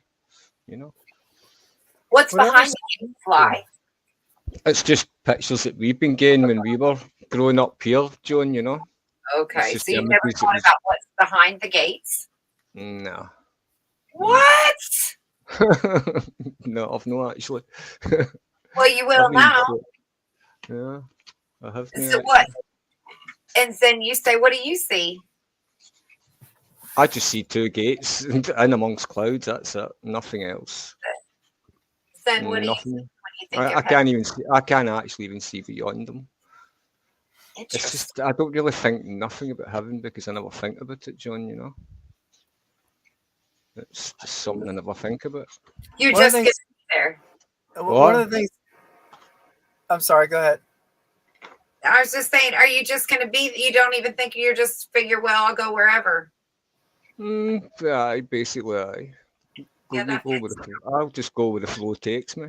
Yeah, you look like that too. What were you going to say, Zzenn, about your? What do you see? And then I think I got to bow out because, I'm going to bow out. The one thing I was going to say, I don't know if you guys experienced this, but I don't like the you got to go back business. Right, me either.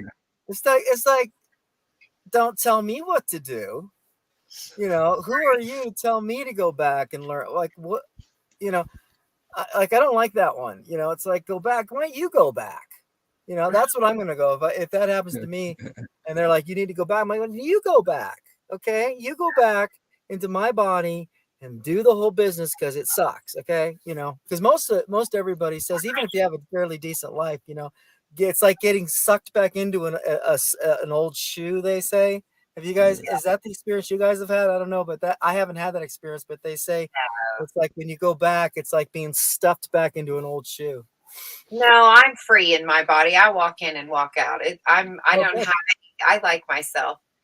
So I don't see myself as being, grotesque in any way. That's what I think of when I think of people saying, like the walk-ins, the people that describe as if they've traded places with their upper being. Now, I can actually understand that. There's a part of me sometimes that I feel like she just takes over for a bit because I'm just not in the right place to do these things. So I kind of understand like Jesus take the wheel type thing, but they literally begin their whole life now as if they're the new walk-in. Now, And do you consider yourself a walk-in? no, I've always been there. I just, Okay. I've always been here. I've always been connected to my upper being. I've always talked to myself. I've always been a creator. So I've never known not being my own best friend. There's some interesting things about my life though, that got me here. So I moved 22 times before I graduated high school. Sometimes twice in 1 year. I was consistently new. I never knew anyone. And then I didn't have such a, I had good halfway, one parent was one way and the other parent was complete opposite. And so for that, I spent a lot of time by myself. I spent a lot of time reading, talking to myself, dreaming, drawing. Well, I'm not a very good drawer, but write stories, imagine stories. And so I had a very healthy relationship with myself. I got made fun of a lot for talking to myself, but it didn't seem to stop. And not that I walk around town and talk to myself. I was a kid and I'd be walking to school and I would be having conversations with myself about what I'd read or what I was thinking, or same thing anyone does. They're cleaning the house. They talk to themselves. You have a baby, you talk to the baby like that. I do that. It's normal. That's healthy. People should do that. Did you play alone? Did you play alone by yourself when you were a kid, or were you with kids a lot? No, I was alone more than I wasn't, obviously for various reasons. But any chance I had to play with friends, yeah, I was that. But I was a good kid, so I was often very welcomed in other people's homes, kind of thing. But to me, I think that's that walk-in idea. I feel like those people, in a way, I'm happy for them, and in a way, I kind of feel sorry for them.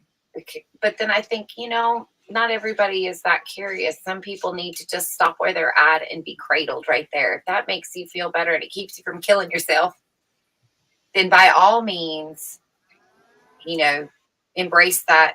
But I can't do the walk-in is a very new age idea. I know that Drumbelow Melchizedek considered himself a walk-in. Yeah.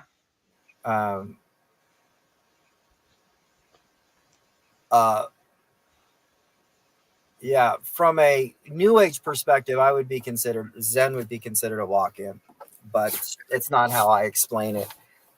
Because Christopher, I suppose I could say that, but it felt more like a connection than somebody taking over me. It feels more like we're holding hands, or I call it my umbilical cord. Like that's how it feels to me anyway.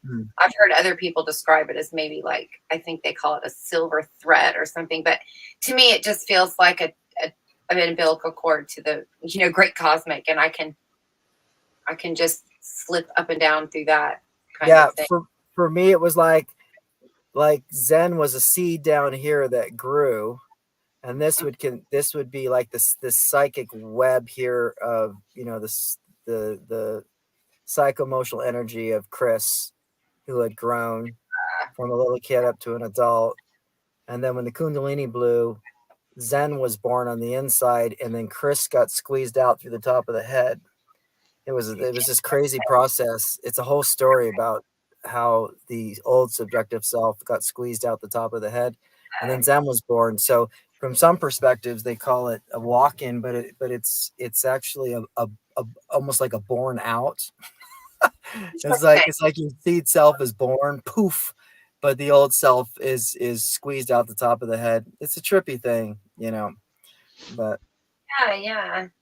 But shamanic experiences in all cultures, there's almost always a new name, and I swore that I was never going to do the new agey new name thing, because I said if there's going to be a new name, it's going to be the real deal, Yeah. Well, I do like my own language. So I have totally different terms for what everybody else. I have skipping through. I have sensations of skipping through time. I have sensations And these are my definitions of those sensations. And then I hear other people describe it, and they have some crazy idea. And I'm like, whoa, that I can see that. But wow, you added a lot of salt and pepper there. Yes.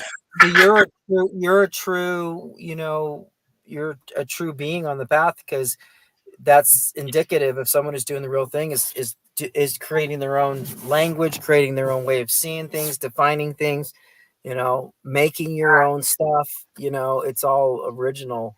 Otherwise, it's not my idea. And one of the reasons I love it, I'm a writer. You're up for what would you say, argument, or you know what I mean, debate on everything. Yeah. You know what I mean? Everything's open, but then you have to allow me to find where it fits. So Yeah. if you want to convince me of aliens, I can allow for that, but I can only allow for it here. It can only exist here. Otherwise, it makes no sense to me. So, that type of stuff. If you want to believe in reincarnation, that's great. But I can only consider it in this concept here. Everything else is karma. It can only lie here if we're going to allow it. Otherwise, it makes no sense. It doesn't fit the story anywhere else but here. My daughter did something really interesting, Zzenn. One day, she was just a wee one, and she was drawing. I have lots of stories of what she makes me think of. The girl's brilliant. She didn't realize it, but she was drawing with a red crayon, and she drew a little stick figure, and she put 2 little antennae on the top of its head and brought it over to me. She's probably like 2, still a little chocolate, kid drawing. And I go, oh, boo. Now I had just been researching like ancient, things, hieroglyphs and stuff. And I said, did you draw what is this? Like a little ant person, right? Because it was fresh in my mind. And she looked at me and she goes, no, that's me with pigtails. And it blew my mind. I thought, no, I'm not saying that those cave paintings are little girls with pigtails. However, we certainly have put a lot of power into what we think that these kid type drawings really are. And we have no idea if they aren't just a kid who's put mud in their hair, made it poke up, and they run around and they dance around in flames. We put too much, I think. The Occam's razor. What is the most logical answer? That there's ant people that came out from under the ground? Or that somebody drew themselves with pigtails? That's a reality where I live. Now, do I think they're people with pigtails? No, but I do think that as a human, I might have put feathers on, and I might have dressed myself up and pretended to be the wolf and the dog. And if I was going to write a story, I would have illustrated it with me as a wolf. So I can only assume my ancestors did the exact same thing. So to add anything more to it than that goes into the realm of imagination. And then that's everyone's game. Anyone can do that. That's the kind of stuff. Anyway, I'll come back to Earth. I'm here. You're going to go. You have to go. No, it's good. It's good. I can relax with people that can talk crazy talk. Wait till you meet my calm friends. Wait till you meet my much more comfortable in the crazy place. These I look. You relate. Like I get it. I mean, it's this. So much of this stuff it's people get ridiculed for it and get discredited. And I quit caring a long time ago. But it's like it's so in a sense disrespectful when people don't ask more questions, when people don't give you the benefit of their doubts, and people dismiss those of us who have had really extraordinary experiences in the inner world. And I know it's hard because it's hard to translate it, but it is a risk. It's part of the collateral damage, so to speak, of the path. But it's unfortunate that people that you get discredited so easily by talking about these things, rather than someone thinking, wow, this is a very rational person who wouldn't even talk about these things unless they had really vetted them themselves. And you know what I mean? Like it's unfortunate because it's a very weird realm. The inner world's a very weird realm, and when you start people can't even believe there's Kundalini. Like, what do you mean there's this force inside of you? And it's no joke. And it's like, well, study Hinduism. Are all of these Hindus, hundreds of thousands, millions and millions of Hindus throughout the history of Hinduism, all making up the dragon energy? It's all just a big made up funny time, so it's just something that's not, these more mystical experiences are not common with the apple pie, baseball, hot dog, and Budweiser. Well, no longer Budweiser. We're gonna Right. go to Coors. But you know what I mean, like it's just, so you're in good company, and I feel comfortable, and I'm glad that I'm in good company, and I've really enjoyed spending time. I wouldn't have been on a live stream, would have been going 5 hours. Three and a half, 4, 5, almost 6, 7. Okay, so almost 4 hours. I wouldn't be able to stream this long if I didn't feel comfortable and enjoy the time with you guys. It's been really, I really appreciate you letting me spend time with you. Yeah, I enjoyed this stream.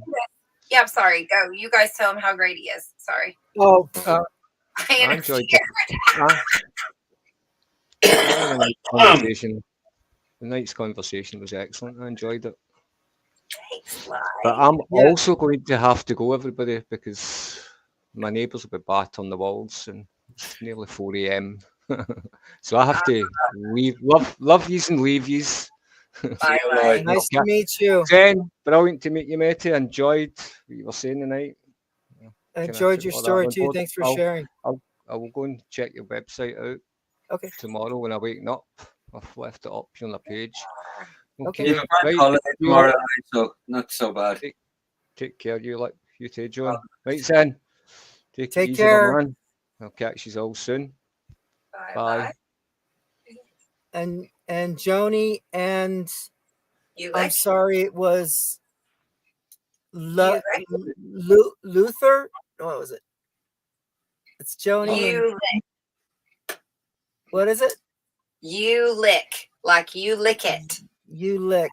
I'm sorry. I don't like to not remember names, but you guys have been fun. Thank you so much. I really enjoyed it. Anyway. I feel like we've been at a bar just shooting the shit all afternoon, so it's been fun. Cool. Excellent. Yeah, that's pleasure meeting you, brother. Yeah, it's good meeting you too, man. Definitely. And anytime I'm around. Yeah, I'll send you an email because I would really enjoy to set up something where we can talk once a week, or, either your house, my house, or something. But, I would love to just have a check-in. My girlfriend Buff and I have been trying to do that more often. And so I think this is kind of the direction I want to take. Mm-hmm. And get other people on too. It'd be great to have like maybe 4 people on and some people on video. I'm working towards that. I have to put my camera on to talk to this woman, to do this. And I've done my camera before. I've done research in my camera and how I felt about it. And, so I'm gonna have to go outside my box for that one. Yeah, if you feel comfortable, and this is fine too, but I'm thinking if we bring some more people in too, maybe some of them, would do that, and that way. Yes, lots of other people like cameras. We can look at each other too while we're talking, and those who don't, it's fine. Because when I've done some of the Mysterium workshops, I always offer people, just do what you feel. And some people like we'll go video for a little while if we're doing a meditation, and then they'll go audio for a little while, and they may pop on and off. Some may just do videos, some just do audio. It's fine with me. But yeah, I think it would be great, and maybe bring some other voices in and have some conversations. We went all over the place tonight. So, it's nice when we kind of find a theme we're going to talk about, but whatever works. Good luck. I know, right? All right. That's well, thank you. Zzenn, all the best. All right, my friend. Take care. We'll talk to you guys soon. Yes. Good night. Good night, chatters. Here's 3. I'm just going to curtain close it tonight. So I'm not going to do the bounce. We're just going to close the curtain. So everyone, goodbye. See you later. Sayonara. Sayonara. Don't forget, don't be